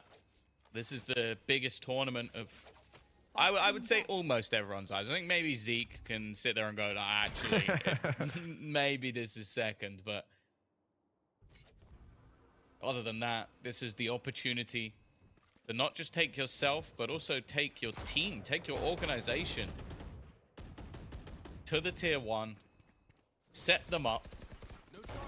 Well, Larocque is looking to do just that. That is an amazing start to the round. Solo fighting. He's just taken away multiple kills. He's going to go pushing even further. Now, this will be come free. on, guys. Yes, Nice, they got 2. Robbie comes out with 2. They got 3. They had comeback waiting. But the double duelist, was that the plan? Was that the whole idea? No. That was a ruse. Indeed it was. One of the issues they're going to face, though, Hunter's Fury post plant, that's the guy with the rifle. He's going to want to stick around and fight. Could have been swapped over for more passive play, but numbers advantage is the main reason that's not happened. They're going to stick together. At least you'd think so. Out goes Rose. This is risky. That's the rifle all alone. And they've sent Robbie on the side of Job Life all the way around. Paranoia dodge. This is a free kill. Yeah, free kill, like dude. Robbie's got this. Too little, too late. Now the pistol's on site. All that remains to defend this. No From the Hunter's back. Fury. No, Jazz, come on, man. Jazz out of the air. Gonna push that. Yeah. Another Loida coming Hope up they could have won that, but no, it's 10-10 now. Double digits locked in for both sides. My classic does not work like that. How low were the players? I don't even think they were that low. This is absurd. Like, sure, the timing was definitely a little bit off. But there are 4 players in mid, and Larocque that was a good kills 3. That was a 3 free of them. kill. Why was he Other even than that, there? Again, like a little bit of Maybe try to get no, the Robbie's flank just in full case or HP. something? Yep. What? What? Yep. Okay, yeah, you have light right-clicked him. shields, but that, even still, that's disgusting. He has just right-clicked the life out of those players. That is, that's gonna sit with them for a moment. I mean, they've taken a moment to deal with it. The timeout from the side of Job Life, a squad who looked like they were set to put 11-9 on the board, and from there, force their opponents into a no mistakes comeback. Now, well, the pressure's on them a little bit more. Some players have lots of money. Some players don't. The Bladestorm isn't there to make up for it. There's going to be some struggles for the defensive side. In Pacific, they haven't just got a foot in the door. They've kicked the thing off its hinges. It's anyone's game. Yeah, it's definitely been a weird back and forth. Like, again, I feel like rounds where Job Life play a little bit more passive and actually look to sort of retake rather than just fighting ground have definitely worked better for them. But even still, you have a 4-man setup in mid and 3 of them are dismantled by 1 guy and a Guardian. Like that should never happen. Like, it's unbelievably impressive with the clinical aim of Larocque. I'm almost a little bit sad that he's got a normal rifle, a Vandal, because I just don't think it's even worth it. A lockdown will be countered out by the Hunter's Fury. All pulses finding their mark. A site, not quite as easy to retake now. The Job Life side. There's a big piece of utility for them. Pacific have sent 2 players further back. They're looking to go all the way around. One was for utility. The other, though, is Jellison going on the flank. Surely. Steps, I thought were heard. It looked like it might turned around, but now he's looking the other way. No, come on, no! Wide open for Jellison. Jesus and it's the Christ, double kill, and he dude. manages to clean up, and then the second player. Well, his position given away, but the damage is Robbie done. needs to back He up. tagged Jazz Why down is massively. Robbie barely holding on to life. Robbie. And his head's ripped clean off. All 3 Yeah, okay. headshots as well. So never mind your low health. They were getting this done irrespective. A clean round from the attack side, and the lead now in their grasp. The worst part about that, Tom, I said that there were going to be weaknesses. The alternative was that maybe the defenders take an eco. They didn't, and now their economy is in tatters. 1 enemy remaining. 11-10. Comeback. Well, if you think even for a second he's not reading the economy, looking into what his opponents are doing, just check out the gun he's got. He's looking to farm. He knows there's going to be light shields on the other side. Jazz wants to try and face it, but you can see the immediate back off. The second they hear a single bullet from that gun. Now, part of it is bait. Part of it is they want to give away the idea that there is nobody here. Try and force them into these fights in middle. Bear in mind, there have been multiple moments where Pacific have gone for this position, but it seems like they're being methodical. They have definitely spotted Robbie out, and while alone, he was never Robbie going was to kinda get fucked anything. there anyways. Those light shields make that a faster firing operator. And for comeback, wow, we've seen him hit shots that I never imagined anybody could see. That one was a piece of cake. And I think you have to realize that it might look weird seeing Robbie just swinging out, checking for the player down below, but you know, especially with this comp, you're going to have utility, a knife, a reveal, a drone, which, as we saw, was about to be put through anyways. There's always going to be something coming your way to clear that close corner. So chances of you getting a free stay and a guy just walking in, giving you a kill, it's just not going to happen. He wants to try to force the issue, get ahead of it. Element of surprise. But, well, it didn't work out. Job Life left in a 3 versus 5 as a result. This looks to be 12 rounds locked in for Pacific. 2 chances to close out a map that not long ago was looking like Job Life were about to enter the home stretch. Now they're being locked out. LaRock constantly looking for more, looking for further fights. Safe to say that it was always a risk to pick into this map for Job Life. Oh, we've said it. When you're up against a Turkish squad picking Ascent, you have to be sure. You have to be ready. Now they're going to try and hold them in. But even that seems like a task. Rose looking for a little bit more. And, well, doesn't manage to get both. But Magic, by even holding onto this gun, is going to be impossible. Loiter happy to hunt him down. The upgrade of the rifle will be there. And now Pacific on that attack, just 1 round away with 2 chances to take their opponent's map choice. They've done a remarkable job at recovering this. And it has to be a very tough pill to swallow on that other side. A couple of mistakes and a couple of really big individual rounds from the side of Pacific. LaRock, I'm looking at you. Loida with some big classic plays as well. That may just have cost them this map, and who's to tell how the series will go afterwards. Nice. Oh, I Hunter's don't think he's Fury gonna get any right there. Got blinded. immediately popped, but no real success. Maybe just trying to deny the pacing of this attack inside, but it seems wasteful, I'll be honest. It seems like it hasn't had the impact they would have wanted. Again, we're seeing this setup Rose already. They cannot hold mid against this attack inside. They have got both kills in B, the final kill in middle, and well, for Mikey and Robbie BK, we mentioned the clutches. That's already the first kill on the board for Robbie, but this is one hell of a mountain to climb. An uphill battle indeed. I don't think they've got the boots for it. We can already see Comeback picking one off with the operator. A 1v4, Mike, the man who can make the clutches happen, but not this time. Pacific put it to rest, 13-10. And that's their opponent's map pick. They seem to have started this series out well with Lotus up next. We'll see if they can take it after the break.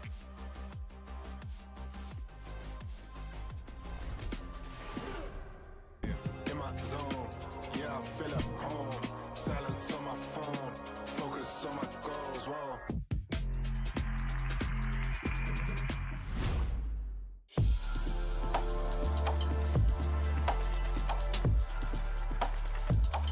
Yeah, most of the people bet JL. Pacific kind of, yeah, they kind of lost.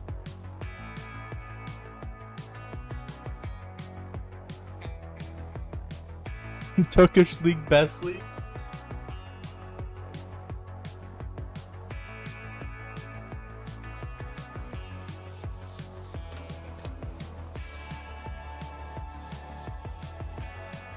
That's high chat.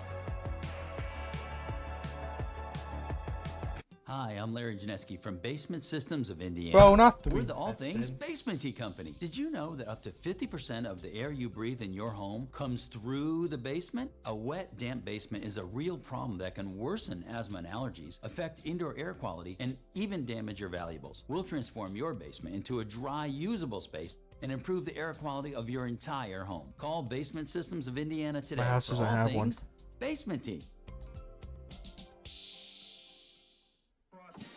That's an ad I've never seen.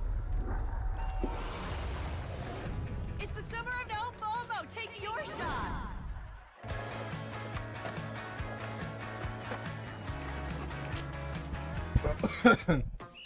Well, those 5-hour energy things do nothing for me. I don't know why. I took one, it tasted very weird. With the way he played. He can pass, he can shoot, he can score at all 3 levels. Arguably the greatest athlete in the history of the world. Boom, here they come. Trash talking is a lifestyle. I love it. Do it, do it, do it. I think that he's going to get the ball in his hands a lot. Epic run, epic team. The king is back.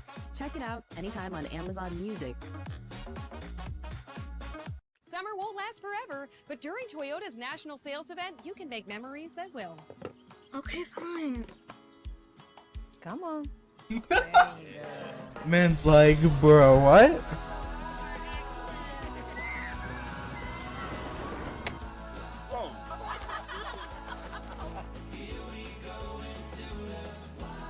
Where's my mom? Just be in the moment. Yeah, just be present. Toyota, let's go places. Yeah, bro.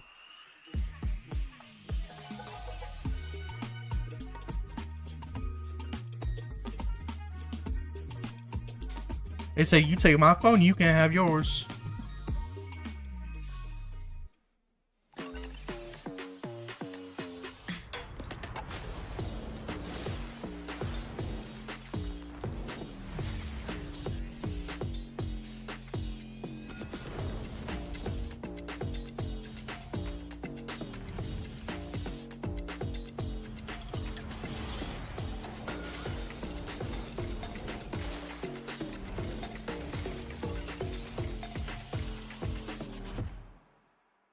These late round exits, which you can see in this highlight, for example, kind of backfired, whereas Pacific started to kind of adapt to that style. You even see it here, the Hunter's Fury through onto A main with only 30 seconds left. They're really trying to break down Job Life as they go for these late round executes, really trying to disrupt them quite heavily with Comeback kind of running at them. And for me, I think Pacific, this was just a case of their individuals being a bit stronger than Job Life's across the board, and some good adaptations from them mixing in the Phoenix pick.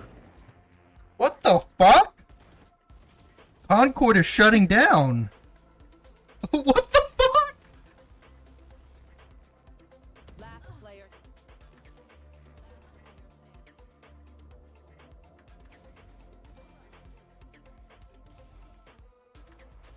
I'm so sorry.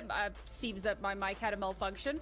But yeah, so we had the He was sulking the whole time. Highlights. Now we have the Karmic highlights, who is also performing incredibly well. And we wanted to highlight these two players a little bit because they were our players to watch coming into this map a little bit earlier on, right? And with good reason. I mean, these stats are absolutely outrageous. And, you know, Tom was going on about Karmic and how he was 15-3 at the beginning of the map, but then he really like slowed down towards the end, picked it up again, so brings back that consistency a little bit more. Like, these really are your two massive standout players here in this matchup.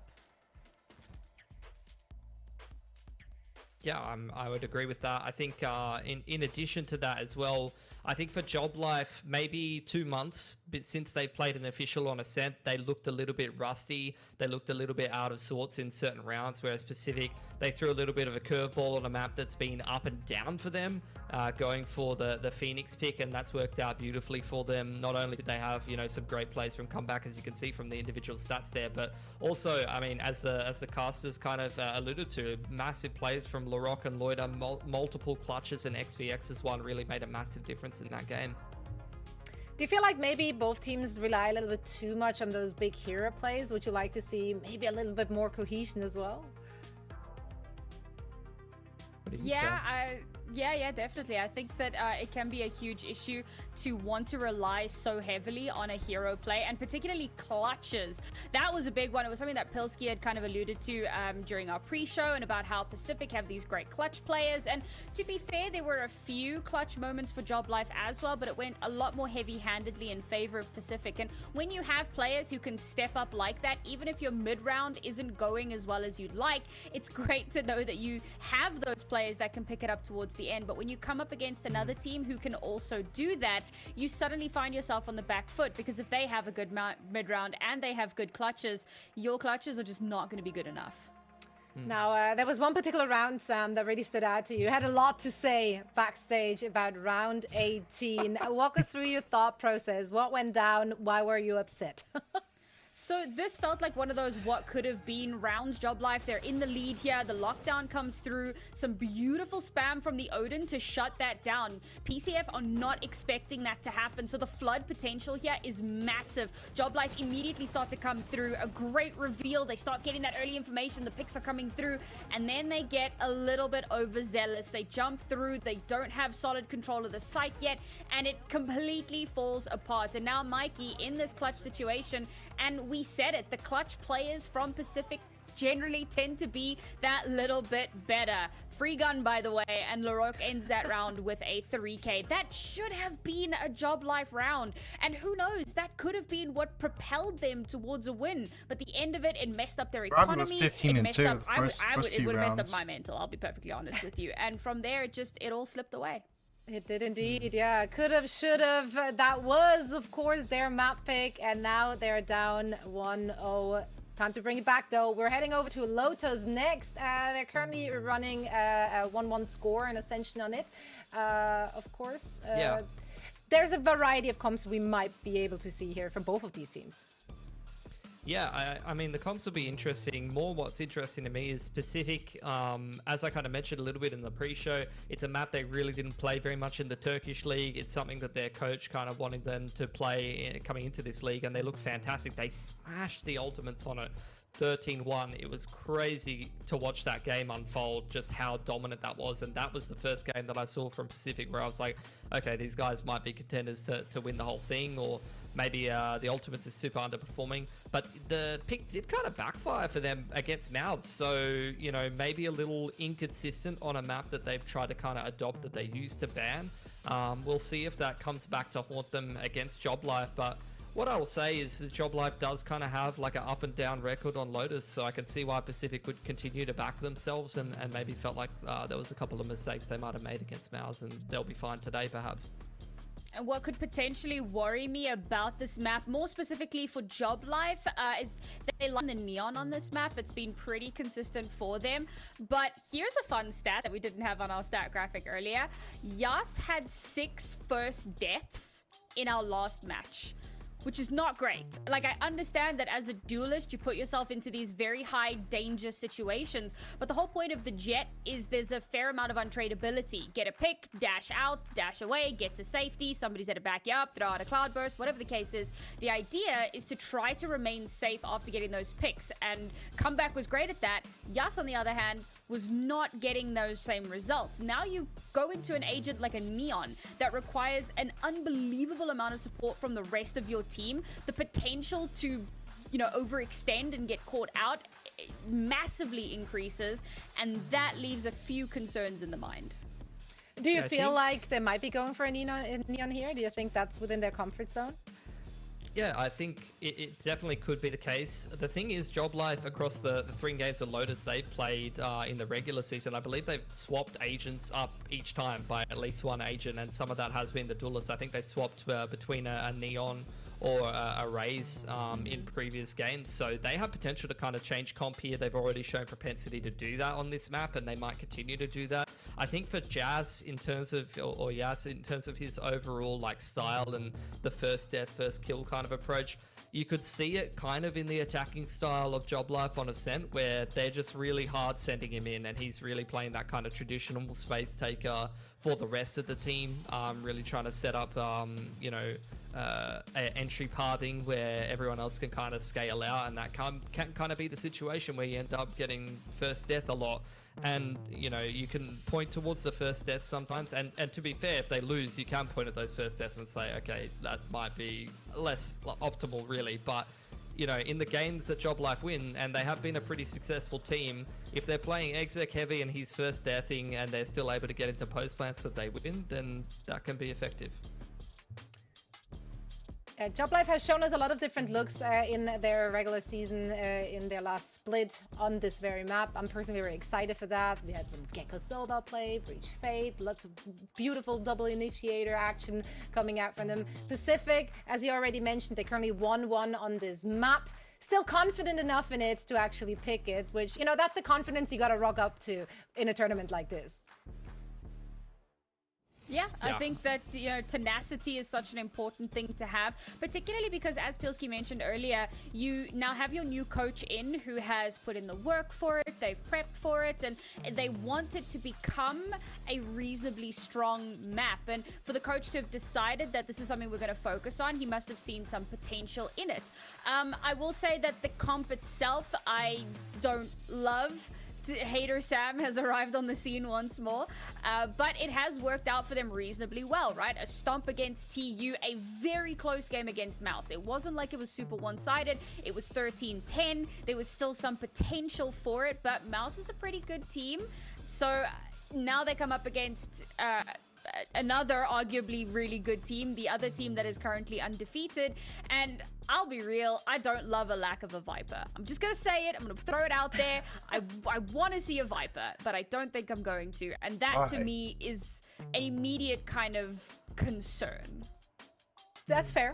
That's fair. I mean, I do like that they not only just pick up a new map into their repertoire and try to just run that down. I also like that they just, they believe in their comps. Something they talked about, of course, in their post-game interview after their last victory. Now, I do believe we have Agent Select almost ready, so we will find out if they gonna run it back with a Breach, Neon, Cypher, Omen, Sova. Are they gonna give you the Viper? Who knows? Who knows what those teams have in store for us? There's a lot on the line, of course, because the winner will be going through to the playoffs. So I'm pretty sure they just want to make it a clean one here, Pilsky. I hope they don't play an Icebox. Yeah, That's going to be one of the worst maps it's to been up even and watch. down in terms of their performance on this map. Actually, the team that beat them has also been a little bit stubborn in terms of their map picks so far this tournament, trying to run Abyss into the ground a little bit, which has not been ideal for them. But we'll see how they go this time around on Lotus. I wouldn't expect a comp change from them. I can see why they're running the comp that they're running, and I think Lotus is one of those maps that you can kind of lean into the style and the strengths of the player. I actually really like the combo of Cypher Breach. You could do a lot of really cheeky trap plays. You can run Chamber on this map for some crazy trap plays, but I think Cypher Breach has a lot of potential trap plays you can do, especially in combination with the Omen, where you have the cam up, you can get a nice little fault line or a paranoia or something like that off of the cam and things like that. Neon's an interesting kind of pick for your duelist player. The Sova is in terms of a info kind of gathering agent. The thing about a 3-lane map with a Sova as like the solo kind of info gathering agent is like, I almost prefer the Fade because you have multiple of those prowlers to kind of re-clear map control and retake on attack. Whereas if you only have the Sova, you could do like initial round dart, but once you commit the drone to taking a lane, then you're a bit more limited in terms of how you can execute sometimes, or go and re-clear map control elsewhere. Oh. Oh, actually, so yeah, we've just excited. received words on what the agents are going to look like. Sam, take it. You're excited about this one. I'm excited There's a about Viper. this. So Job Life, once again, with a new comp that we haven't seen from them before. The fourth time they're playing it, fourth comp that they're going to play, or fifth, whichever. That. I think it's fifth, yeah. Fifth something now. brand new. I do love, so they've got the KJ, the Viper, and similarly to what you were talking about with the Breach and the Cypher and how you can set up some traps there, a far more familiar and well-known territory on Lotus is Viper KJ, and how much you can get done with the decay plus the turret in the Viper's pit, whatever that case is. You can, I mean, it can be absolutely deadly, particularly on that C site, sometimes even on the B if you want to set that up. They're going for a far more familiar comp to us. It's reminiscent of that old Fnatic comp, but obviously it's the Fade instead of the OG Astra. But I love it. You know what? It works. It is a popular composition for a reason, which I know sounds terrible for me because in the green room I was just complaining about how I'm so sick of the Ascent. I don't like the door in the middle. I like this comp. It works and it's fun. Yeah, I think if it works, it works. Yeah. It's been about 2 months since they had an official on this map. They've already shown the propensity to change comp a couple of times. So I think, honestly, for Job Life, adopting one of the most popular comps where you can copy so many strats from some of the best teams in the world. It's been played at so many international events. I'm keen to see how it goes for them on a map that's been up and down for them. So if we're looking at Pacific, they're running it back, same comp again. We've shown it twice already. It's going to be interesting to see if they can make it work this time around, going up against Job Life. This is, of course, Pacific's map pick. Can they win it out? Let's find out and send it over to our casters. Thank you very much to our analyst desk. Yes, we're already kicking off this map straight into Lotus. No time to waste as the attack side of Job Life seems to be aiming towards this A site. Pacific already one map up coming into this. The series has started out well. They've stolen their opponent's map pick away. Now all that's left to do is to secure their own.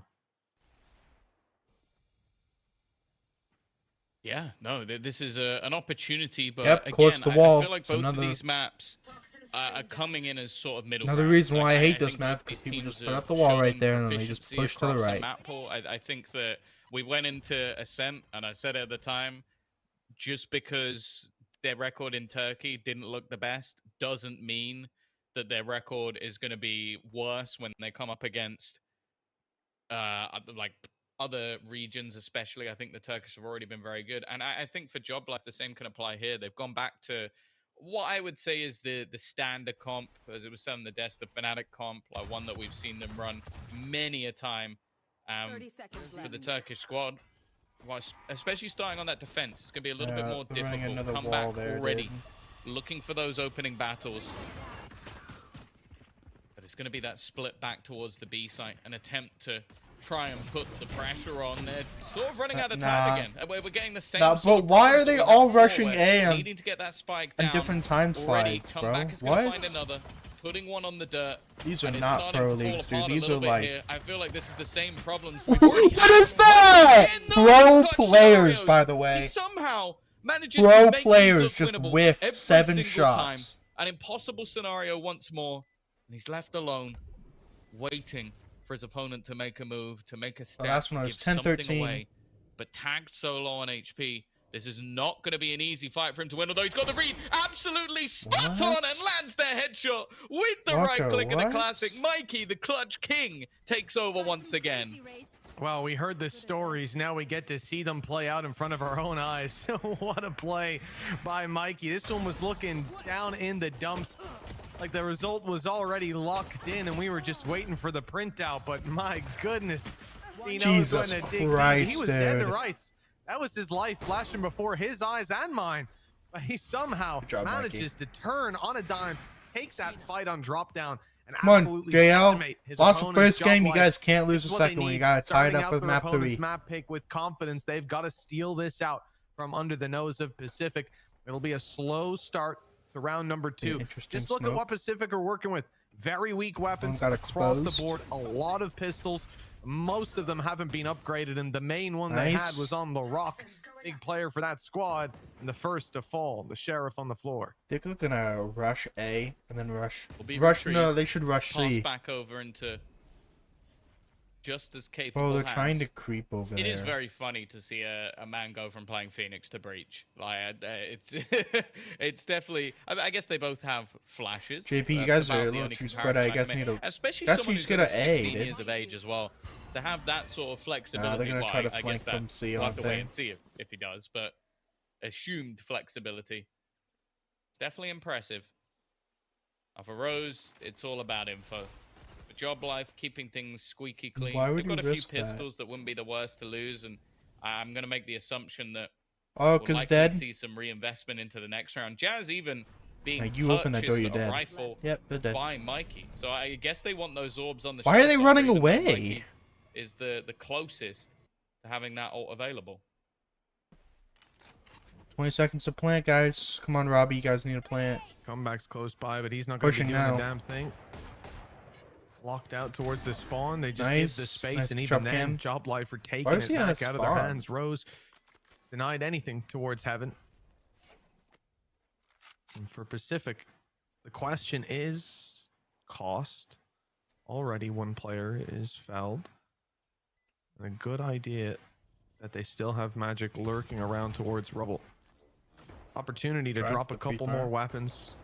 Keep players close to the spike and ultimately go down to it. Seems to be the optimal strategy for Pacific at the moment. And there's another shot connected. Lloyd, the whole round was waiting for a chance to take Magic down. You've also got Mikey, who's playing the pistol, not capable of recovering anything because he's up close fighting. He goes down to the spike and, well, Nice. looking 2-0, at 2-0. You got this. the sideline there, Tom. 2 rifles carried forward. I'd say that's a successful second round for Pacific. Yeah, it's a weird one because the purchase was a bit like light to begin with. You had 2 pistols and an SMG, so it's kind of hard to look at it because all you've really lost is an SMG. But at the same time, you're correct. You still have only brought through 2 guns. The orbs went over to your opponents as well. I think the goal for the most part was for Mikey to go around with a pistol and earn up ults. And instead he dies to the spike and gets nothing. So I don't think it was as successful as Job Life would have liked, but they still come into this one with 4 rifles, a pistol for Magic. They'll have a buy in the next round as well, so it's not too bad, especially if they manage to do a lot of damage here, or maybe even steal the round away.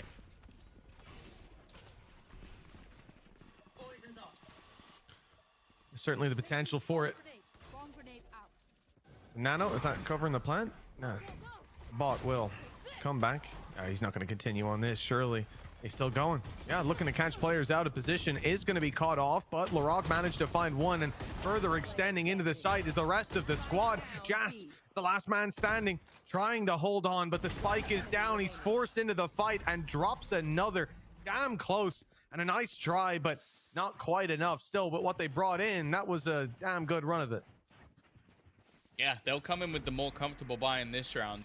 I will say the only thing that worries me a little bit is that now you'll force some of the players over on Pacific to play Guardians, which is actually their better weapon. So, but yeah, an incredibly nice attempt from Jazz. Mentioned them potentially wanting him to get his ult online. You kind of look at the spot they're in now. You've got 2 ults in the form of the lockdown and the showstopper just one away. Light shields being expected, and correctly so. And already a very early trade. That will be Kamek lost in exchange for Loiter. Both teams losing at least 1 controller.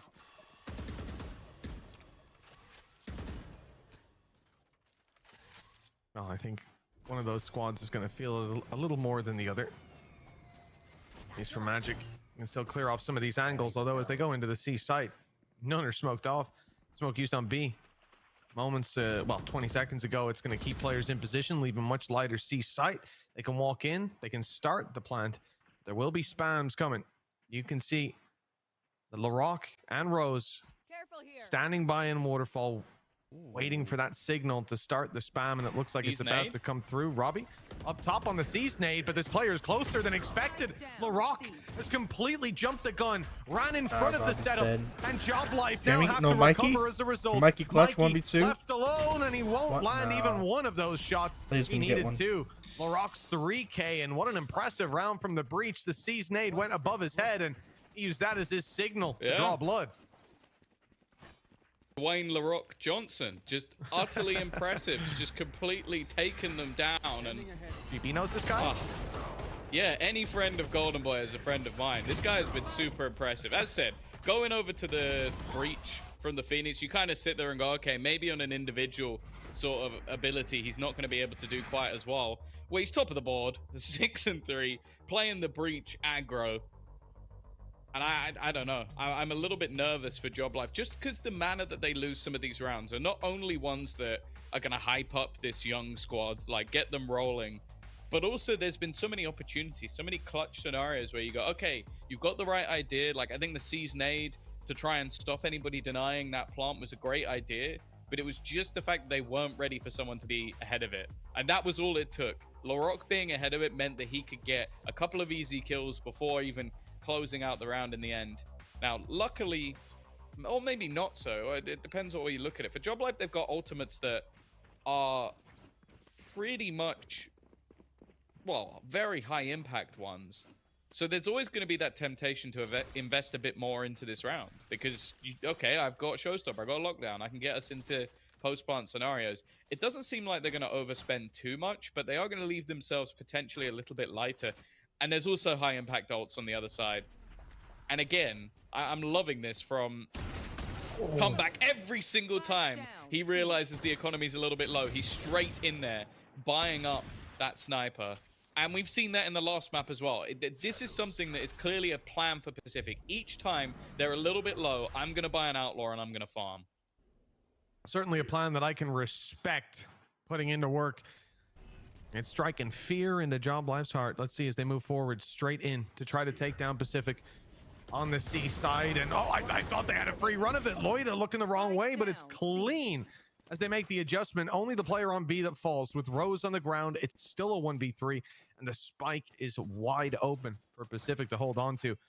Kamek had a phenomenal previous map, starting it out 15-2. He was hitting every shot, and all we're asking for is a taste of what we saw then. I think he had a 4K 1v4 clutch. This one should be easy then.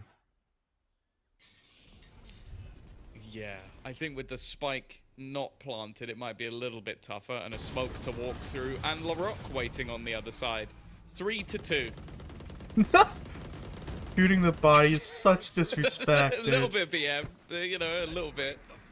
Again, that breach flying high. 8-3 on the score. But this is what I'm talking about. So quick on the trigger. A nice shot, to be honest, from Magic to even make that one remotely close. But they're going to earn themselves up an early little bit of cash. This is a nice spot. And now, well, again, mention the ultimates for the attack, but they are almost fully built up for that defensive side as well. The defenders using one of them right off rip. It's the stun used, the reveal in and comeback, dominating the fight. Hunter's Fury thrown in to double down on the ultimate round. It doesn't land damage. It was a risk that was taken, so is this, but comeback not facing any of the consequences. Nothing but dubs for this side. Spike dropped and the other players isolated on the other side of the map. The space they've taken inconsequential in light of these results. I can tell you for free that there are going to be so many eyes on this man. Did you talk about what he's been doing so far? Okay, maybe he's hoping that he'll make it there with Pacific, but I don't know. I think there's going to be plenty of other teams seeing how much that buyout is, because he just takes over rounds. A fourth on the board, looking for the ace. This was a round that Job Life invested into. They had everything in their hand, and it means absolutely nothing. Well, Job Life are the ones that are hoping for a comeback, but there's only one in this server right now. What an ace from this young man. Phenomenal stuff. So much avoided in the early fight by Comeback. With that triple kill, the round was already done, but he wanted that little bit more. Talked about the 4K of Loida. And even of Kamek going into the previous, and well, comebacks just one-upped them. We go into round number 7. Job Life on the attack. Moving to Mound with a lot of players. Denial of rubble control. Pacific find everything there. Leaving Loida. Leaving Comeback as well. They might double up. They might push it later into the round. Job Life are on their way back. And I see Pacific are still in a high-low setup, ready to decimate them if they do go away. Did they just hear that? They just heard the spike get dropped. Same again, though. He knows there's going to be low shields, and even if the shots might not have been as clean originally, it's another shutdown. Right at the beginning of the round, they've gone... The thing is, they're not being allowed any map control. Even when they think they found a gap, it's going to be met by resistance. Oh, that's a little bit worrying for Jazz. He will get out of there scot-free, but this is not an overface. This is not Jealousum taking a risk. He's waiting for the return of that deadly duelist comeback. 2 players standing right now. Job Life are getting absolutely slaughtered. Not a single kill. Another investment round, by the way. They didn't eco, they didn't hold back, they didn't try and wait for the next one. I think there needs to be a pause here. There needs to be something to try and slow things down, because right now they are getting destroyed. Absolutely. And then this is the ideal time for a pause. At this point, you're being red. You're walking into it. Rounds can't keep going like this, so the map's going to be over before you know it. And I think from the perspective of Job Life here, it's unfortunate. They're giving up space in the early round. They're going back in to even check it, jump peek it, and losing players in the process. I think the solution might have been, in many teams' minds, to look towards taking rubble control, but theirs is a much more direct approach, moving their way towards the site. I like that combo. Jazz is forced into the open. Anyone in that corner has to run right into Larocque's angle. That is absolutely gorgeous. I love the thought behind that. And again, rubble control late into the game. All they have to worry about is C now. Correct me if I'm wrong, he had a judge as well, so it wasn't even that damning until he just gets running headshot through the smoke because Larocque knew the only place he could be. That is just disgusting. Luckily, this round is low. Yeah, there you go. Thank you very much, Jack. That is the judge that was on the floor. Now they go back to being passive. That's the thing. You have yourself come back being very aggressive, looking to take the fight to them. But then in rounds like this, where it would be a gamble or it would be a risk, they go back to just playing passive. They sit back on the sites. They have the utility there. Now, Robbie's going to try and sell the idea that they're going towards this B site. As we can see... Well, I was going to say that's not the case, but they have just smoked off the cross. So I think they are going to try and double back into this direction. The problem is, with 22 seconds left, if they change their mind, they've got a problem. And while it seems like they have a problem anyway, Larocque just does not miss. He has been stunning throughout this game. Magic always seems to be good. I was going to say for one. This time, he's doubled up. But he's only got a matter of seconds to get the plant down. Jealousum has been caught. But it seems like Robbie didn't actually check. Yeah, that's not great. It does. There's a little, because see, here's the thing. There's a little line that shows you where the guy is. I'd say little is an understatement. Just kind of, it says, hey, there's a dude over there. Just that way. So suboptimal. That is just so beautiful, man. Jazz is actually like, Jazz is not having a good day. He's like, oh, what was the plan, guys? I'm gonna buy a judge. Cool. I'm gonna blast back into side. I'm gonna get close range angle. He's like, okay, awesome. He gets hit by a rolling thunder. He's like, okay, it's fine. I can just get up close. And a guy's sprinting headshots him through smoke. I mean, he got hit by rolling thunder. Everything was thrown at him there. The aftershock and everything. Job Life. Well, this seems to be one of the rounds they have a really good read, or at least a good gamble. They've been giving up control of rubble every round. We've seen Pacific walk up, take it, and leave Loida sometimes with comeback to hold that position. This time, Job Life go for a contact play. With Fade's ult clearing it out, this is not a nightmare whatsoever. It's a walk in the park. They've claimed the A site control at last.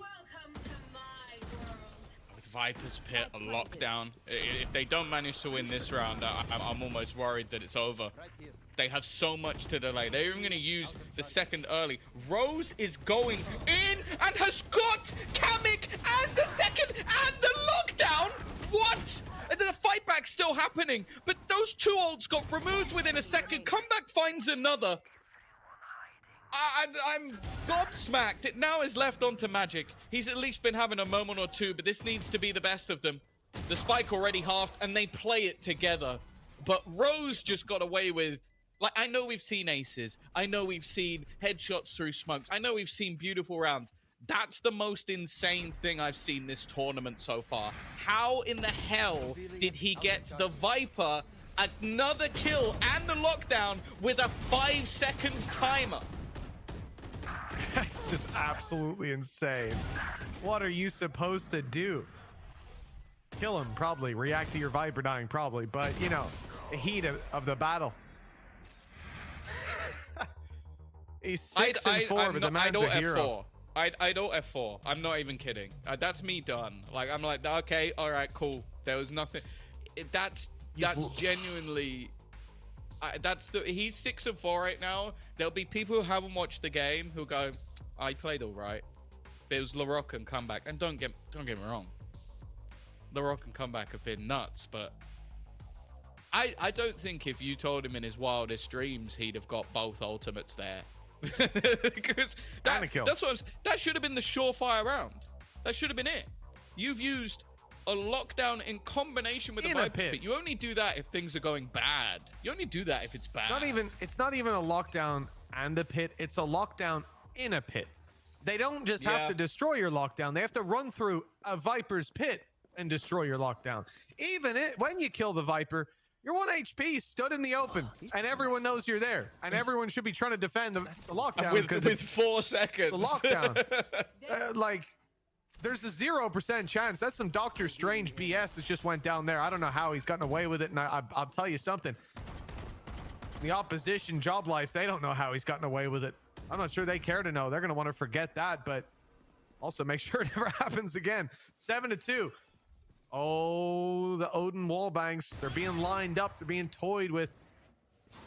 There were players on the other side, but it's slow and steady. Let's see if they win this race, because Lloyd is about to get a lot of pressure coming straight towards him. If there was a snake bite lineup here, you could be in a ton of trouble. Luckily, it doesn't seem to be, and Jas is down for free.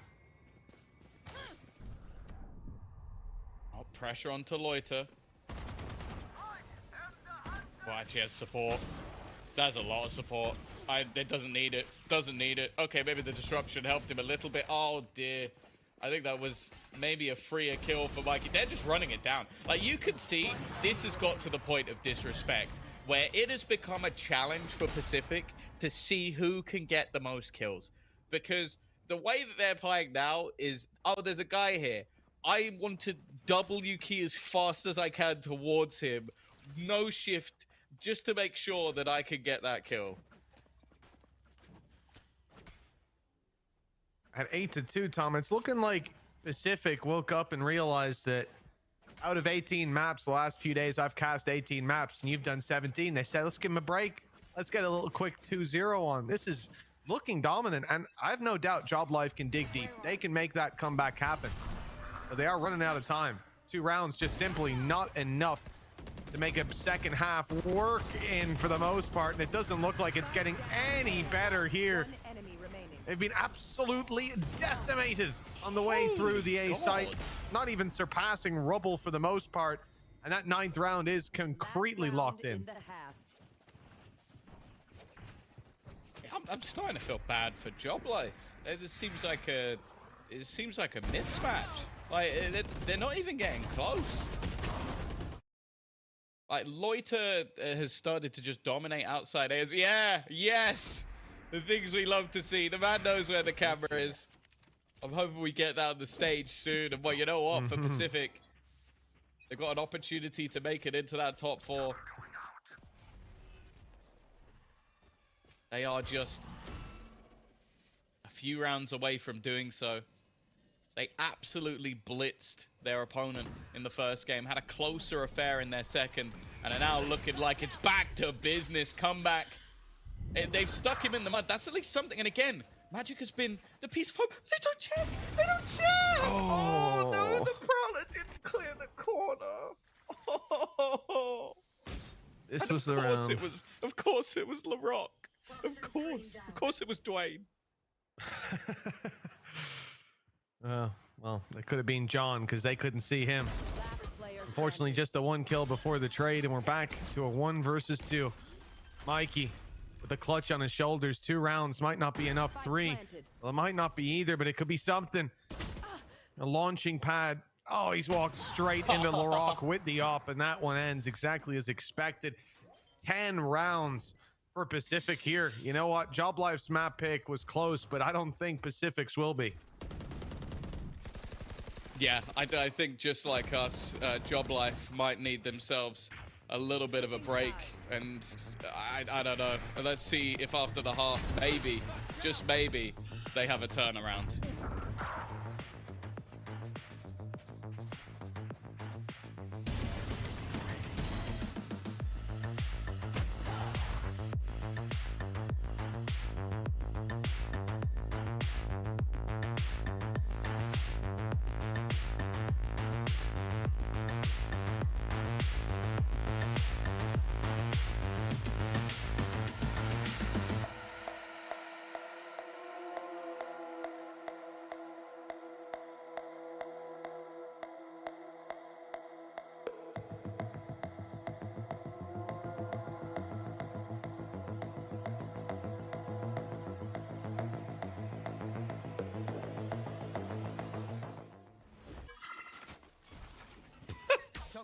Welcome back, folks. A quick break. It's not just the map that's looking to be sped up. Pacific, they want to get straight into this, the teeth into the meat of the game, and the attack side is where they're going to start out this second half.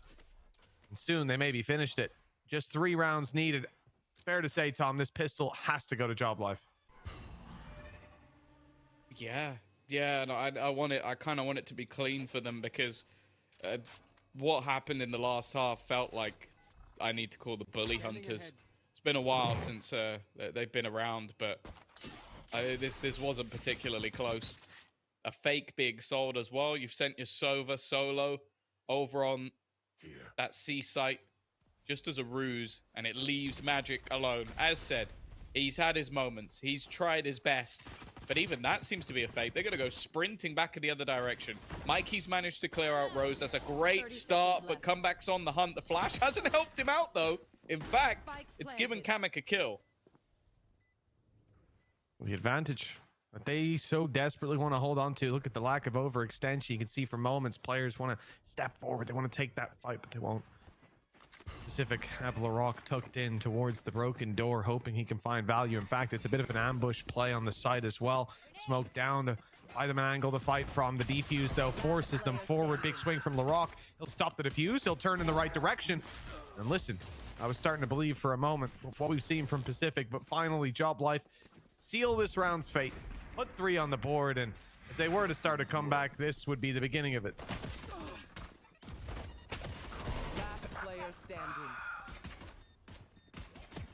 This at least went a little bit better for them. I think the thing is, even just the pacing at which we're seeing Pacific play out, like, happy to sell those fakes, happy to sell the ruse. I don't know. I don't know if it's going to be enough, but I want to see Job Life build back into this one. A clean second round is a must. A breach with a sniper. It's how he ended the last half. And it's how he's going to start things off. LaRock is the least breach I've ever seen. It's like when Scream played it for a little bit, and you were like, oh, he's used his stuff. Oh, he's headshot 3 people. Like, it's not quite breach as it should be played. But you never know. Maybe I'm wrong. Maybe it is breach how it should be played, if you're good enough. Yeah, I guess people are finally catching up. That's what it's all about. Yeah. I think, didn't Leo play breach a little bit? I feel like he falls in that bracket as well, where it's like, yeah, sure, he's good. Are his stuns going to be good? Yeah. The flash is going to be good? Yeah, sure. Is he going to also headshot 4 people? Yeah. Oh, LaRock's not headshot the first one, nor the second, and the nade's taking him down. Not a bad start for the defensive side. Oh, that's a terrible start. Oh my God. That's a terrible start. God. They're being shredded, and it's left into the hands of Mike. Oh no. Oh, it wasn't a bad start, but it's a terrible ending. 11-3. We thought they had a little bit of room to breathe, a chance to grow, but that growth now stunted. They might be left on 3. Look at the economy of Job Life and Pacific, just 2 away from closing the map. This is the Turkish team that was promised. Like, they are just raw, individually, better than their opponents right now. And I'm not going to say that on their day, Job Life can't compete, but the way that they are being beaten has just got to feel the worst. It's like you're coming up against a team that just outmatch you. Outlaw in play, and for the first time, I don't think he's got a kill with it. And actually, maybe this will be the back and forth. Mikey's done well. Even still, there's the rifles, in fact, still remaining on the other side. Nothing was able to be retrieved for Job Life. Yeah, and Pacific are going to lock into the C site now. They've got a trap to cover their back. They don't want Job Life to retrieve weapons and have the man advantage. So it's just easier to fight into this beast at this point. They know that they can't get it from behind, and so it's going to be a plant on C site with a mound post plant, and that's horrendous. The second Magic took the smoke out, they rounded the corner. That's so unlucky. Wow, I mean, that you're going to be kicking yourself, but I don't blame Magic. He had to re-smoke it at some point. Just chose the wrong time. Nano already destroyed down below on site, and Larocque swings out as the smoke fades. This one's looking done and dusted. Double swing as well, perfectly timed as Kamek jumps, and then he right-clicks someone through the smoke. It looks like this guy's the main character. Everything's falling into line right in front of him. Match point. He's 16 years old. He's 21-6. Like, I'm playing a breach. I will say I can't think of his. Oh, actually, his Rolling Thunder when he shot someone in the head through the smoke was pretty good.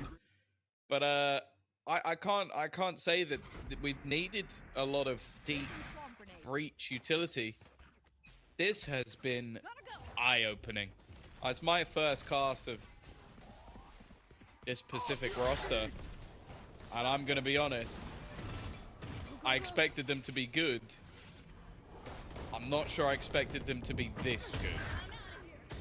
Yeah, I'll say yesterday they were looking pretty good. Today they're on fire. Comeback, he's been hitting everything.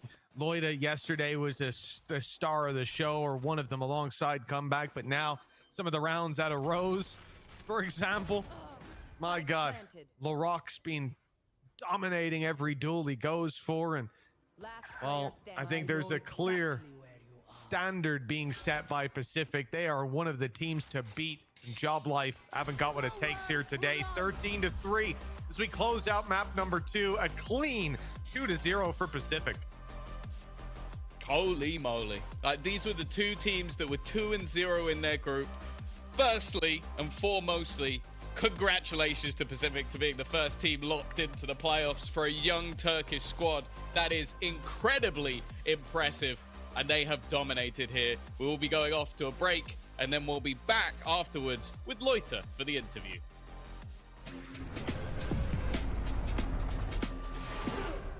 In my zone, yeah, I feel at home. Silence on my phone, focus on my goals, whoa.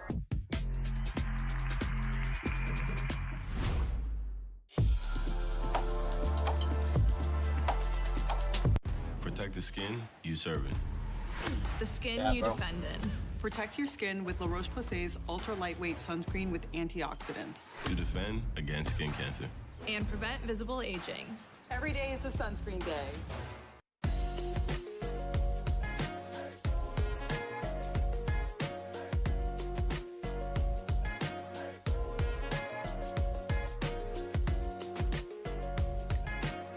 Sarah and Amy out window shopping spot a killer vintage dress. Size hiccup? No worries. Sarah takes a pic and uses the Amazon app to find similar styles, ensuring the perfect surprise. Friendship and fashion, seamlessly tailored with Amazon Lens. Damn. State Farm is there to support you. You can beat Bake Wars. Time to unite the Muffinverse and take down the Crumb Crew. Mm-hmm.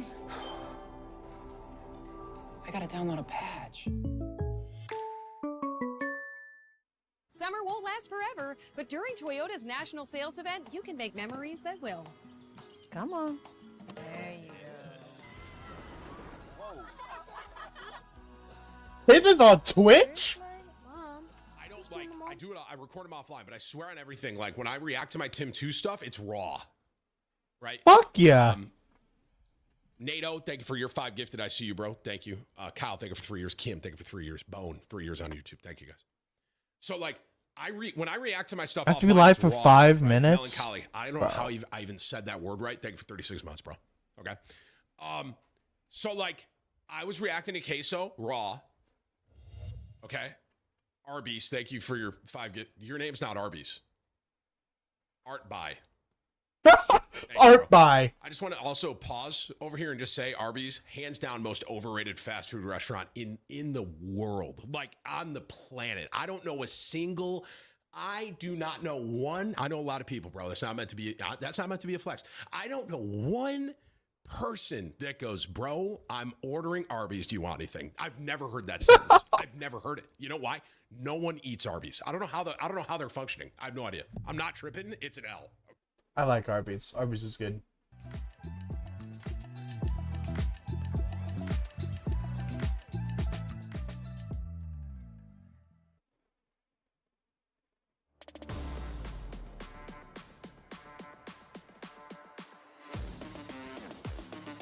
Maybe he's an L. No?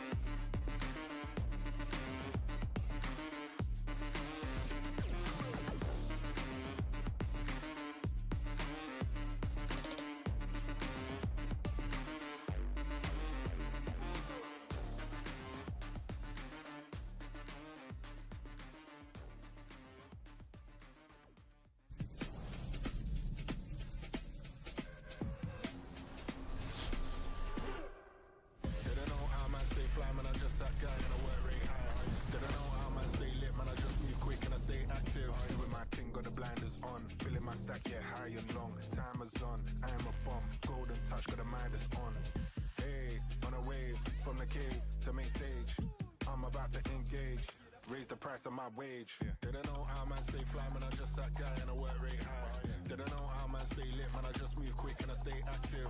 Didn't know how man stay boss, man, I pay that cost, long nights on the job. Didn't know, I'm a pro. Didn't know, I'm in the zone. In my zone, yeah, I feel at home. Silence on my phone, focus on my goals, whoa.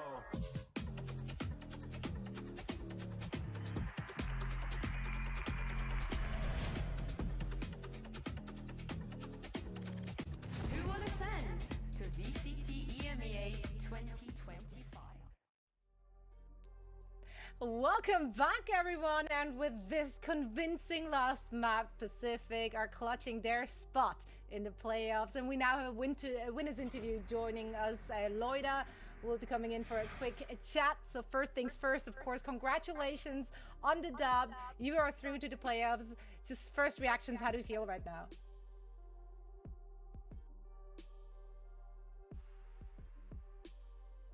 I can't hear his mic. Oh. You are such a young team, and I do want to talk about that a little more, but first I want to break down the match we just saw. Literally no one can hear him. 10-13 for you on JL's map pick nonetheless, and you sprinkled in a different flavor there with that Phoenix. Do you want to walk me through the ups and downs of that composition and why you chose to play the Phoenix there?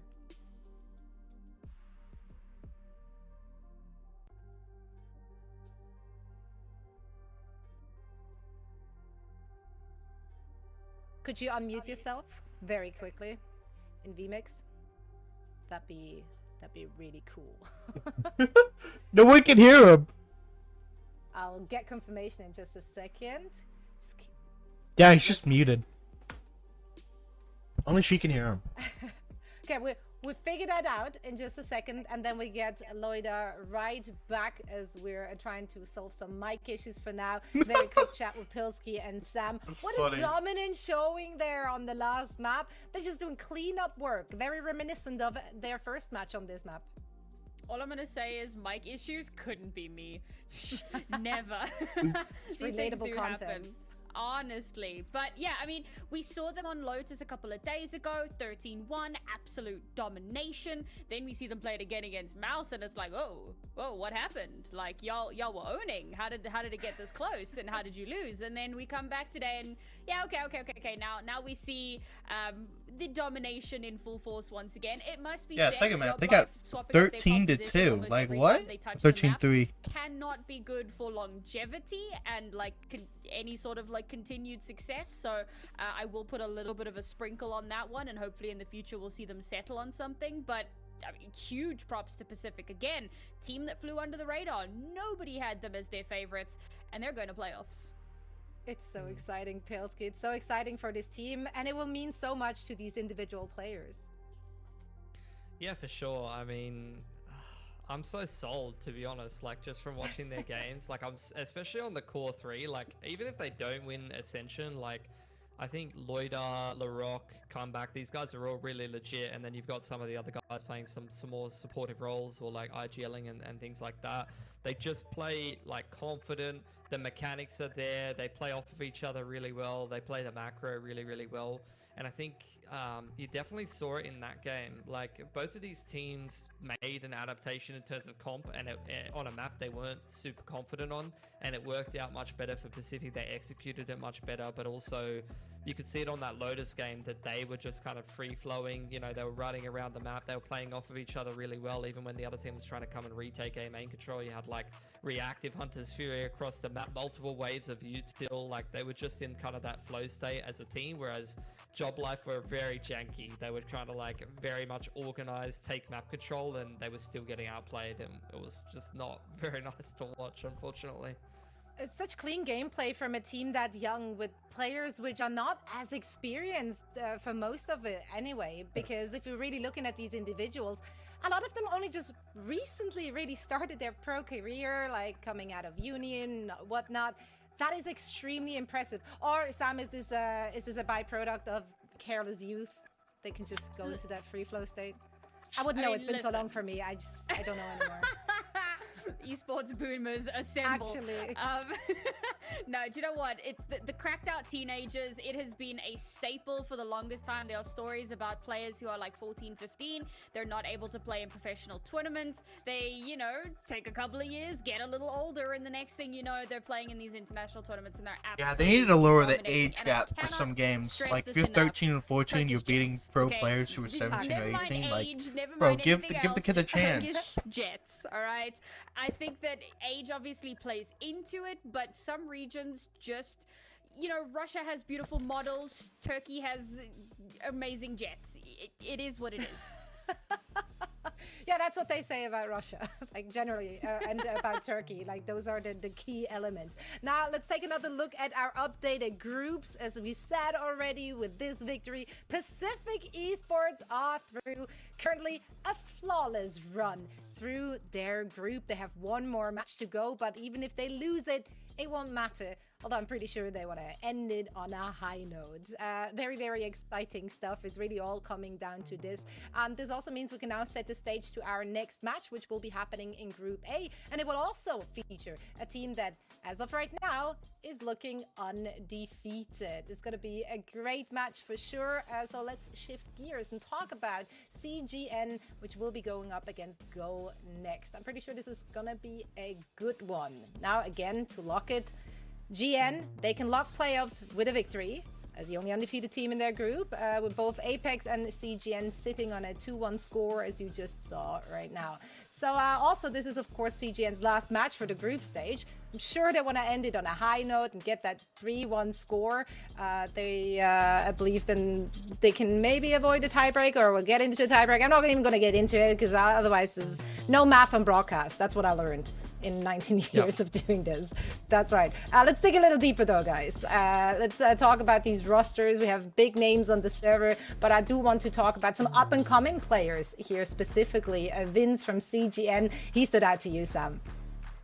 Yeah, actually, I think that Pilsky really wanted to talk a bit about Vince, or have I got that one backwards? No, you can talk about it. I mean, Okay. we both love Anyone Vince, can but talk I know, about I Vince. know Honestly, everyone I'm loves happy Vince. to talk about Vince. I'm happy to talk about Vince, all right? Because Vince is awesome. We talk so much about the veteran talent, and to be fair, it is. It's a big talking point. They're really cool, and they've done cool stuff, and we know them. But it's the new undiscovered talent, or maybe not undiscovered, but less seasoned talent that really come through and shine so beautifully. Vince, a player who was picked up from the academy team last year. We spoke about this a couple of days ago. We spoke about how he's really proven himself. He's been I suppose you could say rewarded. They've kept him on the roster because he's played so well. And here he is at Ascension once again with some phenomenal stats, playing out of his mind. A 202 ACS, and that's on an Omen. And okay, you know, you look at your Loiters and he's on like 250 or something silly, but not everybody, not every Omen, not every controller is going to hit those numbers. For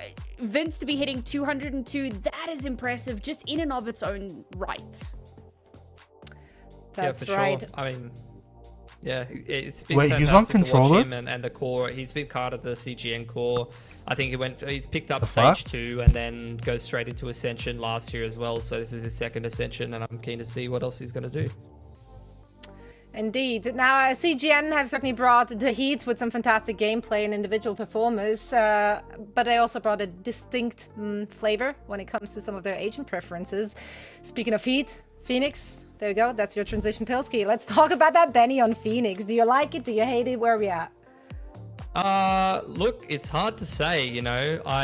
You look at the stats, and like for Duelist, it's not like crazy fragging output. He's calling as a Phoenix. He's getting first death more often than he's getting first blood. Definitely taking a fair few of those more aggressive duels, and a fair few assists as well to boot. So yeah, it's definitely a unique approach to an agent, and something that, you know, even the casters kind of touched on in the interview.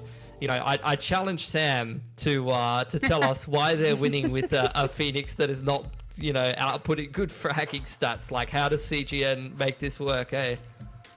All right, here's the source. Okay, I'm going to give it to you. Everybody gather around, listen closely. It's when you don't play Phoenix as a duelist. All right? Forget everything you've learned. Phoenix is not a duelist. Phoenix is an initiator who can heal himself. He's like Sage, but an initiator, right? So you throw down a molly, sure, it can deny a bit of sightline, but you know what it really does? It gives you a little bit of extra health. And then you throw a flash around the corner. You're not running after that flash. You're not a duelist. Your Jet's running after that flash. You're setting your Jet up for success. And that is how you make a Phoenix work. And yes, this sounds really stupid, but we actually saw it 2 days ago when they were playing on Ascent, and we looked at this Phoenix and we went, he's not playing it as a duelist. He's playing it as an initiator, which brings me back to my original argument of just play an initiator. You don't understand. It needs to be the Phoenix. It's like their emotional support agent. Like, they just need the Phoenix presence on that server to make it work.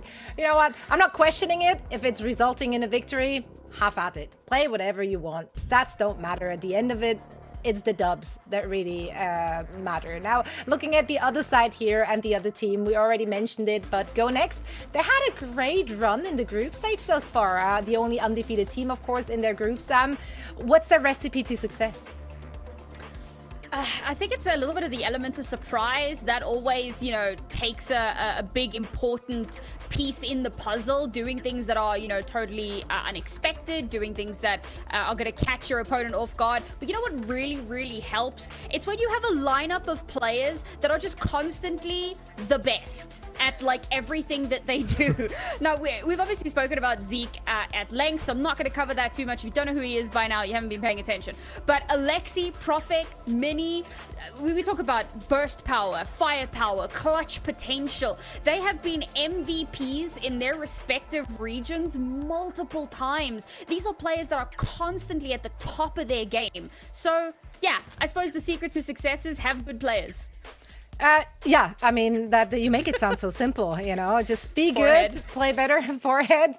Good advice, honestly, nothing wrong with that. It obviously comes down to those individual plays, accolades en masse on this very roster, and absolute big hero moments. I mean, if we're looking at individuals such as, for example, Mini was on fire on their match 2 day, match match in day 2. There we go, got there eventually. That was probably the clutch of a lifetime against Forza. Like, I don't even, like, my brain cannot comprehend. Yeah, the 1v5 clutch was pretty insane to witness. They've all kind of had their moments, though. I mean, you've seen Alexi K have an insane game against Apex just the other day in their opening series to turn their fortunes around and get them the dub. This is the 1v5 from Mini that we're talking about. Like, a 1v5 in this position with a Bulldog is absolutely ridiculous, and to be fair, Basta is kind of giving it to him a little bit, but you'll take every opportunity that you can get. Profec's got fantastic stats on the controller, and I think Zeke, you know, someone who's won a literal world championship MVP, is taking a bit of a step back in this team in terms of fragging impact, and more so focusing on calling, supportive aspect, being that experienced voice, and that's a lot easier to do when you've just got so much talent surrounding you. And actually, like, I wanted to touch on that a little bit myself, because when you look at Zeke and the fact that he has been a world champion, what happened after that, right? It kind of went quiet for a while in a very generalized sense in the international scene. We didn't see a whole lot of him, and certainly not to the degree that he had been previously world champion. Now finds himself in the Challenger League, fighting his way up through Ascension, but we may yet see him in VCT again. And as Pilsky says, in a more kind of supportive role, calling, making sure that there's structure, bringing that experience to the table, and helping elevate the team to levels that maybe they wouldn't have been able to reach previously. Yeah, I mean, it makes a big difference to have veteran experience on a team, and quite frankly, across the board in both of these teams, there is a lot of experience. Many of these players have been either part of Ascension before or have been playing through the tier 2 scene for quite some time already, so they are familiar with the ups and downs of competitive play. I'm very excited to follow those storylines, you know, and as we're heading into the map Vito now, the big question is, where will they take us? Yeah, it's a super interesting veto to dive into. CGN, they're going to ban Icebox, which is not super interesting. They don't really play it. Yeah, ban Icebox. It's the worst map. From Go Next. Ascent gets banned out. This is the most played for CGN by far. They've got 12 reps on it since the start of Stage 2. And Go Next has a very flexible map pool, so they're quite happy to ban against their opponent's strengths. You got to start to wonder, because generally speaking, CGN, they do, you know, ban that icebox. It's their, like, perma.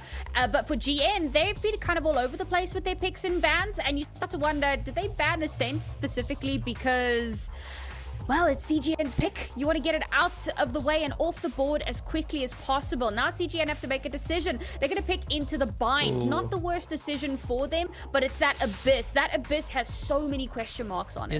It's so interesting. Like, the Bind is kind of shaky for both teams in a way. Like, CGN, they're picking into a map they've got a 4-loss streak on right now, which is making me quite concerned. At the same time, I can see why they're picking into it. Go Next has been a bit up and down. Go Next selecting a map that they're 2-0 on. Usually Abyss has been left as a third map decider, and they've won it twice in this tournament playing that Heretics comp. So we'll see if they can continue to, you know, win these games on it. CGN, on the other hand, they've changed their comp the last 2 times they played Abyss, only by 1 agent, and they're 1-for-1 on it, playing it in the play-ins as well as, I think, in the grand final of Dark, where they lost to Mouse. And Lotus as a decider is an interesting one for sure. I think CGN's on like a 9 streak on that map, so we'll see if they can go into the double digits here in the third map. Yeah, I mean, they both have a lot of reps on Lotus, both actually finding quite a bit of success there. Bind and Abyss, this is going to be so interesting to see. Bind especially. Sam, do you feel like this is playing into your opponent's weakness, or what's the deal here?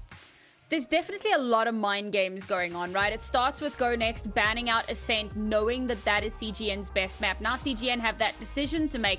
Do they play to their own strengths, right? Do they pick something like, you know, pick instantly into Lotus, which they know that they've been performing well on? Do they pick into a, you know, something else that they have good reps on? Or do they pick something that they think might be a bit shaky for their opponent? Now, while Bind hasn't been the best map for Go Next, it's by no measure a bad map. They're 3-2 at the moment, 60%. It's not the worst position to be in the world. So there is a little bit of a gamble on this to let that come through, and not only let it come through, but to actually pick it yourself.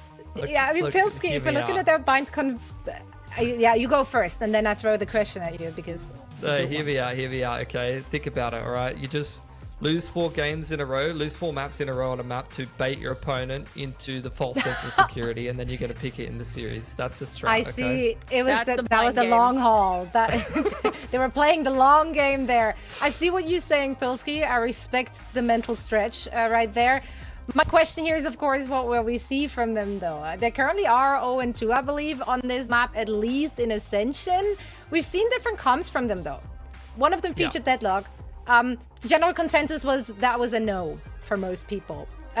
What are they going to run this time around? What do you think?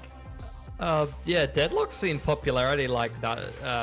That agent or playing it in double senti comps on Bind, on Lotus, on Ascent. So it's an interesting one. CGN swap comps like the last 3 times they played Bind, I think, and they've also swapped comp the last 2 times. They literally so can see this they're prediction. Quite happy to like mix and match agents, swap. They can things see that in and everyone out. is going we'll for see how it GN. goes for them. I mean, like I don't know. I'm not Everyone seeing did. like what Swear. the reasoning behind it is, but at the same time, you can't go against someone like Capio, who's literally like an OG that has won world championships like 15 years ago. So like, who am I to a mere peasant to talk to a man like that about what the map veto strategy is?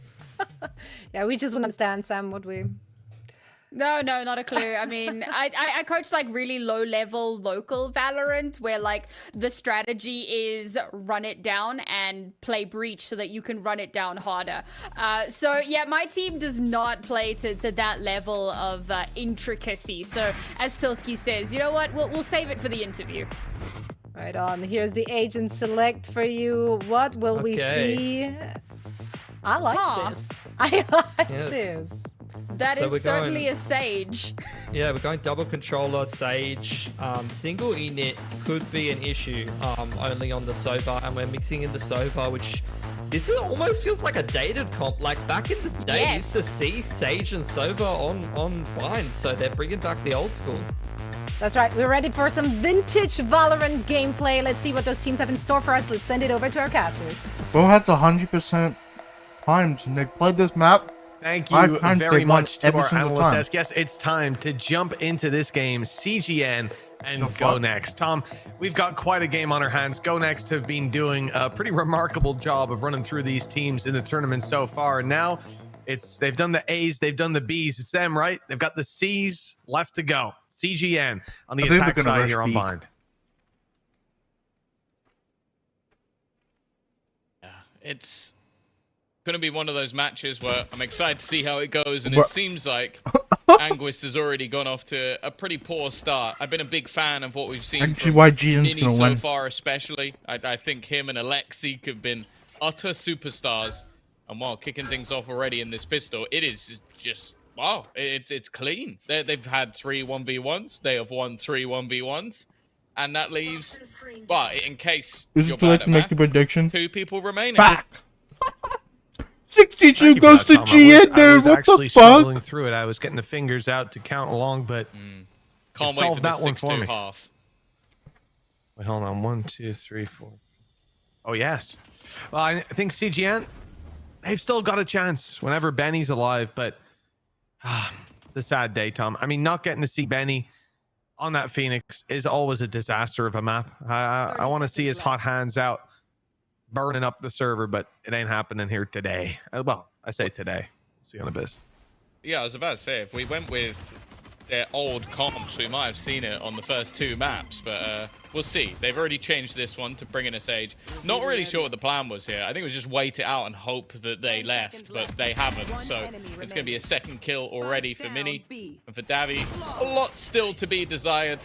Not to be the case. It is a flawless pistol round for the side of Go Next, and well, I'm sure for CGN's sake, they're going to hope that there's some pretty drastic changes here, because you also have to bear in mind from their perspective, for Go Next, this is more of a battle than anything else, because you've got a victory that will obviously take Go Next to playoffs. For CGN, this is their last match within the group stage. So if they lose this one, they're 2-2, and it would come down to whether or not Apex lose and whether or not someone else can get up to 2-2 as well, I believe, because they don't have the head-to-head versus Apex. It gets very confusing, in other words, for CGN if they lose. If they win, they put themselves in at least a pretty solid position. For now, though, Even if they win this map, which I don't think they will, they're gonna get out in the finals against Go Next. JL, because JL's like 10 times better than they are. Still plenty of players to deal with, and always danger in these rounds. Yeah, based on what we've seen so far, I'm surprised GN just doesn't push in on them. I think it's fair to describe as I'd like Go Next as favorites. CGN have given some good teams a run for their money. GN knows that if they just push in, there's most. It's like I discussed with Benny yesterday. 75% chance they win all the engagements. There's the danger we were talking about. Always lurking. Snipe by Vince. Now down to a 4v4. Fully smoked. Opportunities, time ticking. It seems like actually Alexi's going to get caught in no man's land. An open position that allows for a gun to go into the opponent's hands. A huge opportunity for CGN. The wall looking to just make things a bit more awkward for anybody to try and get in and deny that plant, but that isn't to be the case. And with two snipers here, you almost rely on your opponents They making kind of a have little to bit do of a something mistake. because they outnumber them. Give them anything. Instead, it's going to be that rifle retrieved, the judge trying to take close quarters, but for the majority of this attacking side, they have fallen back passive and already put another on the death toll. If WoW can close that gap, they'll build. It's a bit of chaos leaving Bold to do it all, and he might just have it. One more player to find. Oh, the Molly's got it across the line for Vince. That was a hell of a try from Bold, but not quite enough this time. 1-1. And those dangers that were lurking, they came out in full force. That's a solid answer back from CGN.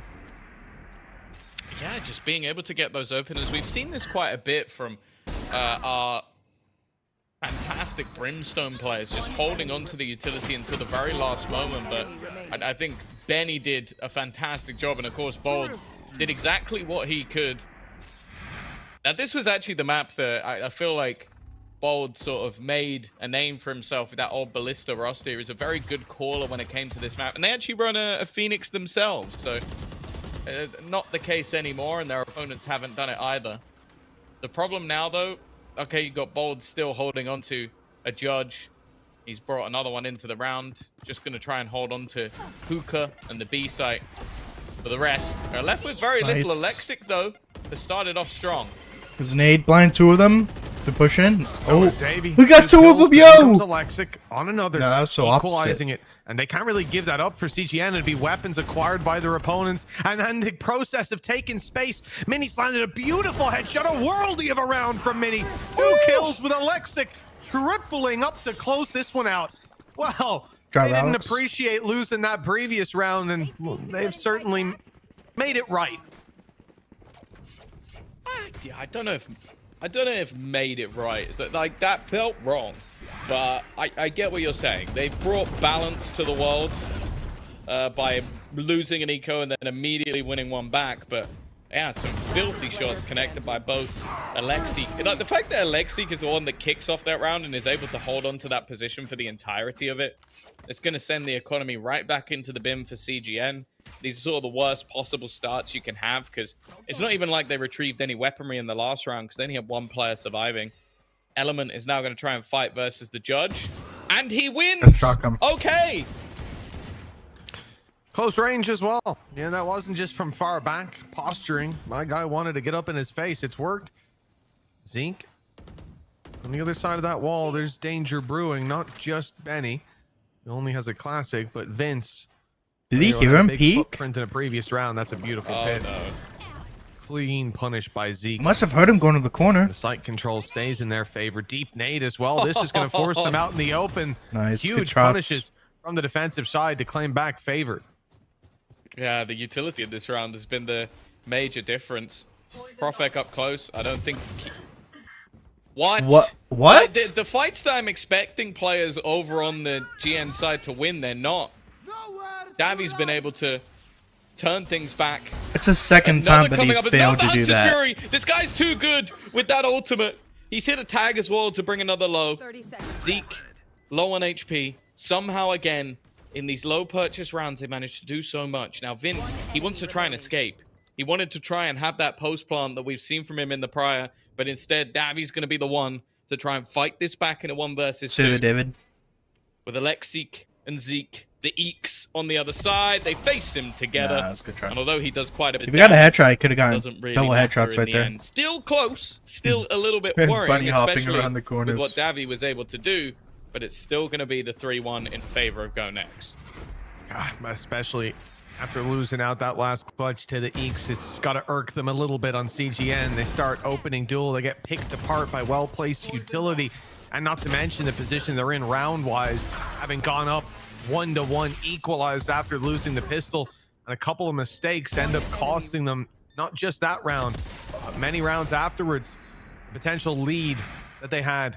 Just a thought now, just a dream, as Go Next start to run away with this one. Building up economy, decent amount on the board, everything invested for CGN. And it's an operator on Alexic that will truly strike fear into the heart of most teams. In fact, CGN, know it or not, they are running to the other side of the map.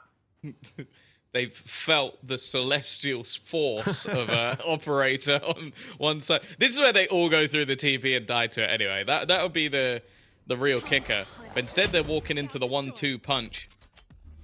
Bold with a smoke. He's a bit late. He's very late, in fact. Now, the flash is going to go through, but I think Zeke thinks better of it. Doesn't want to overextend. Doesn't want to trade his life out as well. But definitely a bit of mistiming from the side of Go Next, and that's given an opener to CGN. It absolutely has. They have the advantage, and now it's getting a little bit better. Element drops Zeke, the re-aggression down B long, the expected rotate to the A site no longer in play. Go Next now play blind. You don't know if that was a lurker left behind. It's a raise, so perhaps unlikely, but they could have been resetting for defaults. This push could be coming in anywhere, and little do they know, it's Mini that will be tested. Just peppering up a few shots through that smoke and finding nothing. Here comes the entire attacking side. Snakebite too, it's going to be lined up. I thought for a second Mini might be able to get away with a little bit more, but it's only going to be the one. And with the res, they're going to make sure that this round doesn't have any chance of going anywhere. Especially with how the economy is right now for CGN, I think that holds a lot of value. Just making sure that you keep all of the guns. And for the defensive side, if they get both of these players out alive, they'll have a buy for the next round. You still have a couple of thousand on everybody except for Alexic. For now, though, there is a little bit of a hunt. Not much of one. Just checking towards the spawn, but this double up, this crossfire, should be enough for Go Next to hold on to the guns. A good recovery, though, from CGN, because it's one of those rounds where the timing worked out for them, but then they're just patient. And I think this is something this team is very good at. It's not necessarily overextending. I was a bit worried for Profek there. And Alexic, he might get one for free. Yeah, he's going to make it a bit more costly in the end.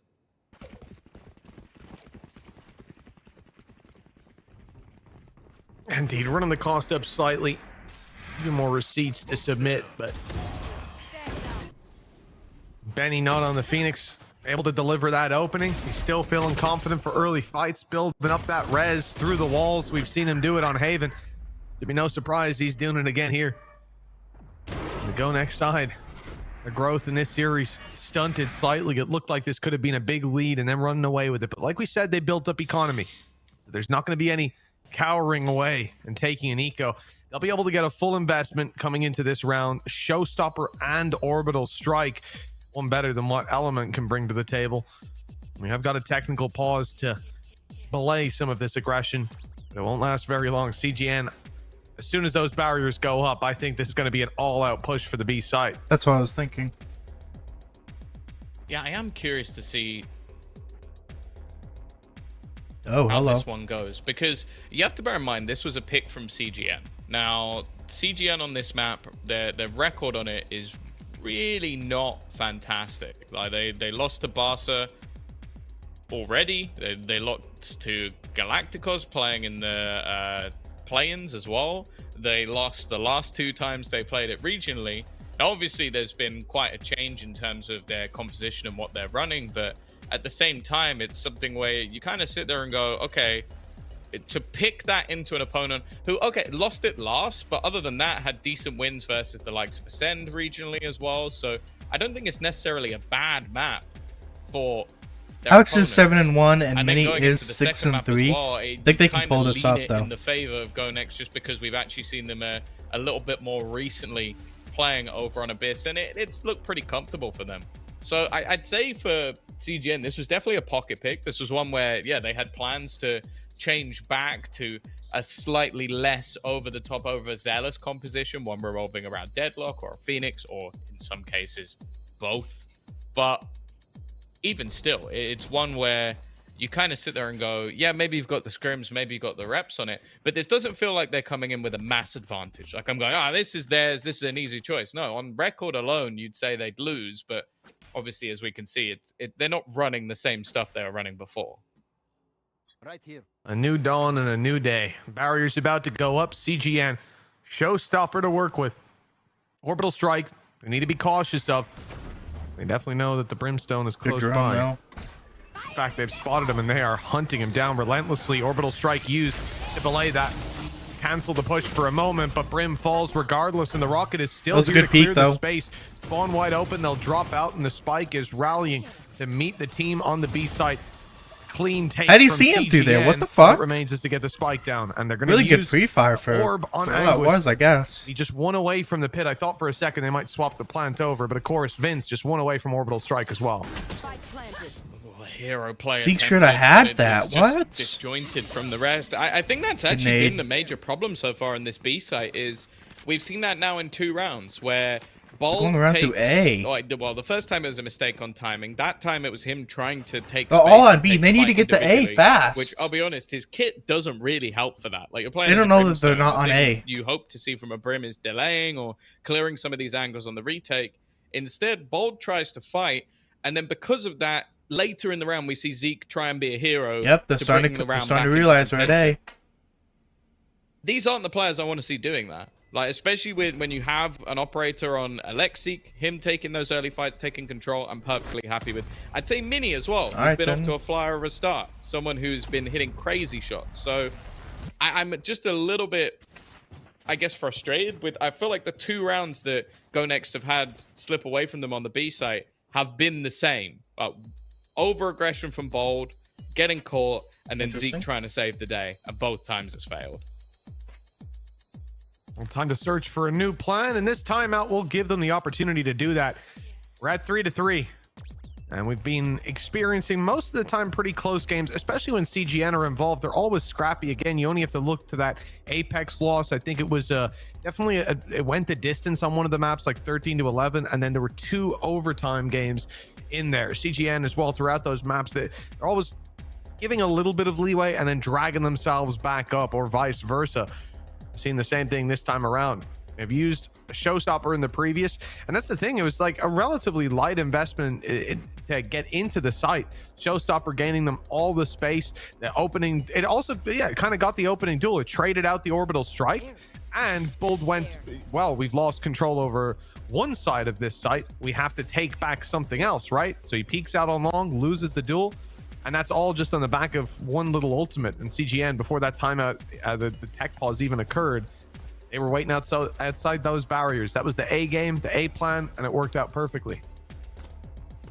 It seems like this is going to be I'm guessing some sort of aggressive start, because Alexi's given up his operator to Zeke. He now has a showstopper, so I think the expectation is it's going to be the same play again. And so they've got Zeke as contact with the op, and then the showstopper in case they do the same thing. Now, CGN are not doing the same thing. They are patiently waiting outside of that A site, and as of right now, we're going to see whether or not the defense are able to hold this. Bear in mind, Bold, also on that other side of the map, only has himself a shotgun.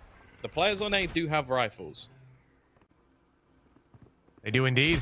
Well, Mini had a rifle. He hasn't even got his life to hold on to anymore. Profek, though, this drop element stops the push towards the back of the site, holds the safe haven for his teammates to rotate into.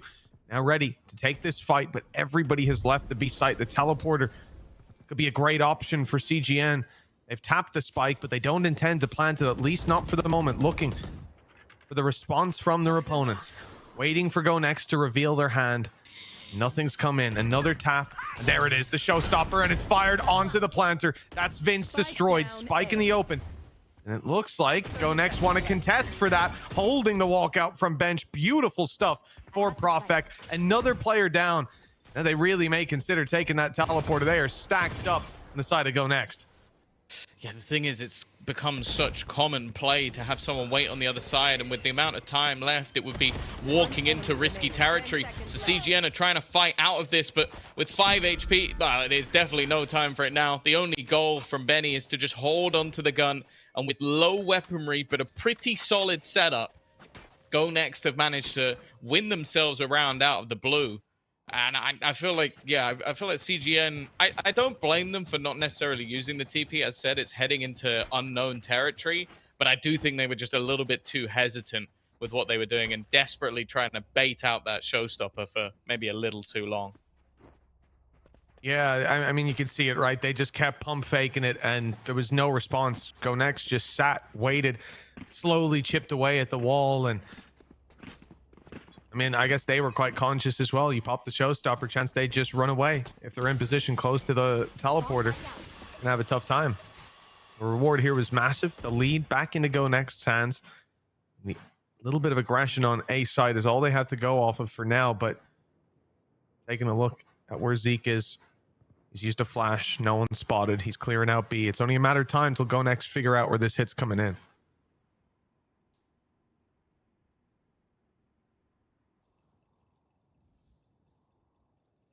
A whole lot of defense there with an orbital strike. It could be used for post, but if it is used over in lamps, it would be a troublesome position from Bolt to fight from. Rotation is coming back in from Mini. I think this time there should be a safe space to get the plant in. And the only thing is, Bold has actually used his Molotov to try and section them apart. The wall up and above. Benny goes down instead. And now they have a chance to actually try and isolate these other two players. The hold from Element needs to land a couple of shots, but he's completely missed a beat. Davy wasn't really there to defend him. Looking to try and fall back a little bit, and Zeke might have just hit the timing. He's looking to try and make his way through the back of the pit while the wall is being broken, while distractions are being had. They're completely unaware that he's coming in behind them, but Vince at the last second turns back around. And now with just Mini outside the back, just looking to try and hold on to a gun. Again, the economy won't allow for a risk to be taken. CGN are going to respond once more. Like I said, I'll give you a little bit of leeway, but they will claw their way back up to that score line. You never get far away from CGN. 4-4. This is a squad scrapping for their position. It's been a couple of rounds where they're even behind, but still able to fight their way back. I said that takeaways to some of these players like Element, who we've seen at the top level for such a long time, and even when they go down, players who we've seen at the middle level, I suppose. Davey, this guy, yesterday it was exactly the same, Tom. Every Hunter's Fury, I think there's one that I remembered because it was, he didn't get a kill. Other than that, it was 1-2. At least half HP on the second player. I love seeing his Hunter's Furies, and I'm sure we're going to get a couple during this map, already halfway to his. But in terms of ultimates, it is just a Viper's Pit from Go Next that's online. And this is already being used to, well, usually to send your opponents in the other direction. CGN are still grouped up outside it. They might have an idea how they want to deal with this. They've got a drone, they've got a boom bot, plenty to work with. Even the slow as well, stop them getting out. It's always nerve-wracking when it's a judge. I have to take a bit of damage to get close. Instead, it seems like they might avoid him altogether. That would mean facing into Alexic instead. And it seems Mini is going to go for the rotation as well. With the deep control Bold has, it's understandable. Waiting for that initial shot. The spam not quite connecting. And in fact, Profek has been eliminated immediately. There is a response, but the pit no longer defends them. The flank. The flank was. There's too many. They couldn't have done anything there, bro. Time to play with the shots just aren't quite clean enough. Somehow still, Alexic stands. Zeke alongside him as well, and gets the timing almost perfect on that swing. That looked like a round that was going to slip out of the hands, but the experienced player within this roster is the one to take it over the line. Oh yeah, he certainly gets the job done, but teed up. I mean, Alexic 10-3 right now. That guy is on fire. Slowing Honestly, down the threw a push nade to in there, start they with. would've Once killed- he would've Element killed grabs all that, of them. Viper's Pit's out of play. You think that that's got to be the round. Slipping out of control, a flurry of frags, but then Alexic stands strong, does damage, draws their eye. They're all focused on taking him down. And Zeke can blindside them just like that. There's a couple of assists on the board that raise, and well deserved, but the kills, they go his way nonetheless. Thing is, taking a look over at Go Next, one orb away from Mini having a thrash. Oh, They we might saw him wanna right fight there. for this B long control. It's a danger for Element to be around, and that's exactly what's occurred. A flash through an early was a good peek. flash. It was a Still good haven't flash, taken the though. orb though. They're resetting back. They don't need thrash, got at least Dan right in their there. mind. Yeah. Alexic's making sure that's a reality. He manages to take down Dav. He doesn't overextend, but goes back for a little more. Pretty much Puts the double advantage trade. firmly in his team's hands. They're already going to spot Oh. out Benny. Doesn't really tell them too much. In fact, That's right in the goes over, open for but it's Vince. a little bit too late. Not going to deny the plant. The defensive side are going to have to go for a full rotation. Sneak up on Vince. Vince does still have his Molotov, but we've already seen plenty of rounds slip away by just the clock Benny alone. needs to get to his I also teammate see that Benny fast. has his He's wall, coming on the left he side, so he could can hold that section- that left side of section A off on the Lamp's point. position in the late No, round, that's so he's gonna easy. funnel them They all got him. through a similar position. Unless Zeke a and crossfire that's there. Bo just W Already, him. the first Nice. kill's gonna go To the Vince's left. way. The Nice. second Third as one. well, and now that orbital strike is Come available. on, Benny. He's just going to fall Vince's back as far one as possible, try. buy as much time, and with the slow, there is no escape, surely. Even still, it's a little bit dangerous. But that clock has surely gone too far. Come on, Benny. He may have found his opponent of Vince, but it will be another round Another back point. and forth. CGN equalize again. At least he ends up with the thrash online for the next, but yeah, equalization after equalization. I got sick of saying neck and neck yesterday and the day before and the day before, but here we are. I feel like this team is just competing for every round. You know, we see some squads go for more standard play. I think you take the ecos, you run it down, you maybe have a chance to do a little bit of damage, but the CGN side, I feel like they come into every single round and think, we can win this. We will win this. And I guess if you got Benny on a Phoenix, you have to. Now they've just got used to that as a way of thinking, a way of living. Benny opening it up with a wide swing onto Alexic. Spam leaves Mini on 36. Flash is good, but still the kill goes to Benny. He's used to all that nonsense. Anguis trading out Element, and the damage done in favor of CGN. This one seems to be locked in. Oh, okay. I didn't expect Bolt to get anything with his initial crosshair placement. And for Profek, well, he's got light shields. That is all. Hope for damage slim. Well, for Benny, it wouldn't be too bad if he can get that ultimate online. I'm sure not in the way he was hoping for. Actually, you know what? With the light shields picking up a rifle, there's at least a little bit of extra hope. He's got the credits that he could still go for this, and it wouldn't be too much of a cost to them in the next round, although I'm sure if something doesn't show itself soon, Profek might just decide to hold on to this. He's already spotted the gun of one. That's the first. The second player is not going to be as easy, though. Making it out of this window is a tough task, and well, Anguis makes sure it's a task that never occurs. CGN, they will take the lead. And for Go Next, well, 6-6-half is the best case.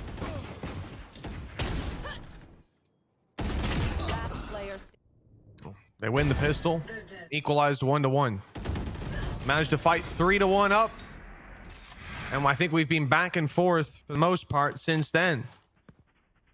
This is, well, and by that logic, I suppose Go Next are about to win this. And they have got the ultimates by their back, but so too does CGN. An early showstopper from Alexic, perhaps. Well, there's a res online for Benny after his battles in the previous round. That's going to be a problem for Go Next to deal with. You got a showstopper in return for Element.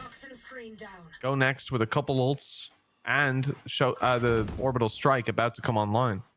Good position to play from. I guess for both teams, this is going to be a anxiety-inducing finale.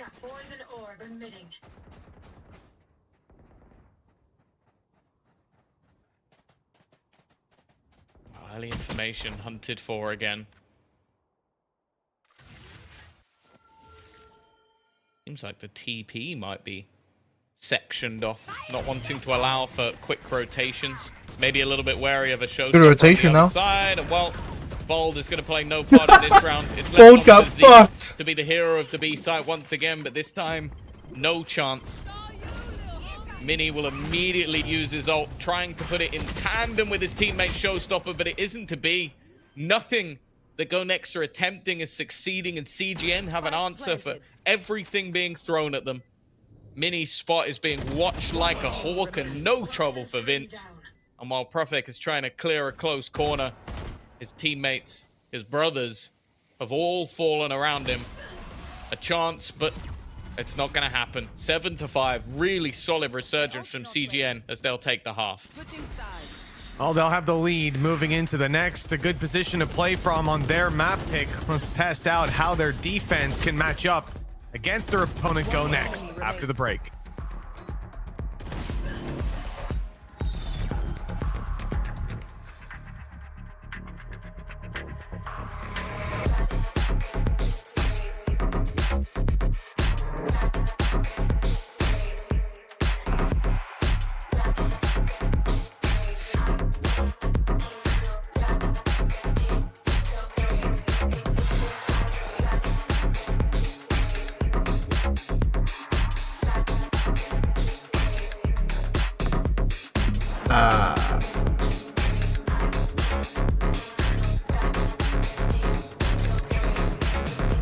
I did not know it wasn't a part of the thing. Protect the skin, you serve it. Do I have to stop my stream, or could I just like go play a Protect your game? skin with La Roche-Posay's ultra lightweight sunscreen with antioxidants. To defend against skin cancer. And prevent visible aging. Every day is a sunscreen day. Okay, what's up with your boyfriend? Ever since he got AT&T's best deal on the new Samsung Galaxy, anda super alzado. You're a champion.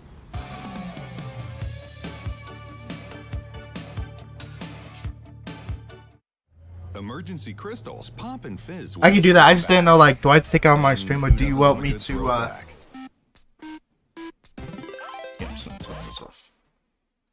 or can I, just, like, go play a game and stop doing this? Either one doesn't matter.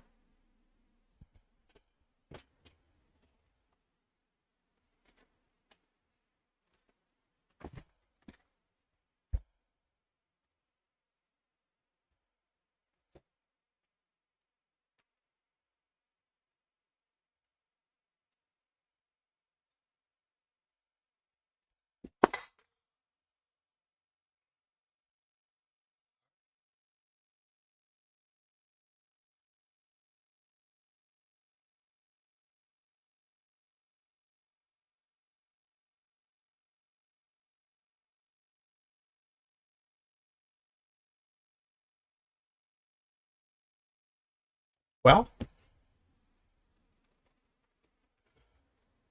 what the fuck?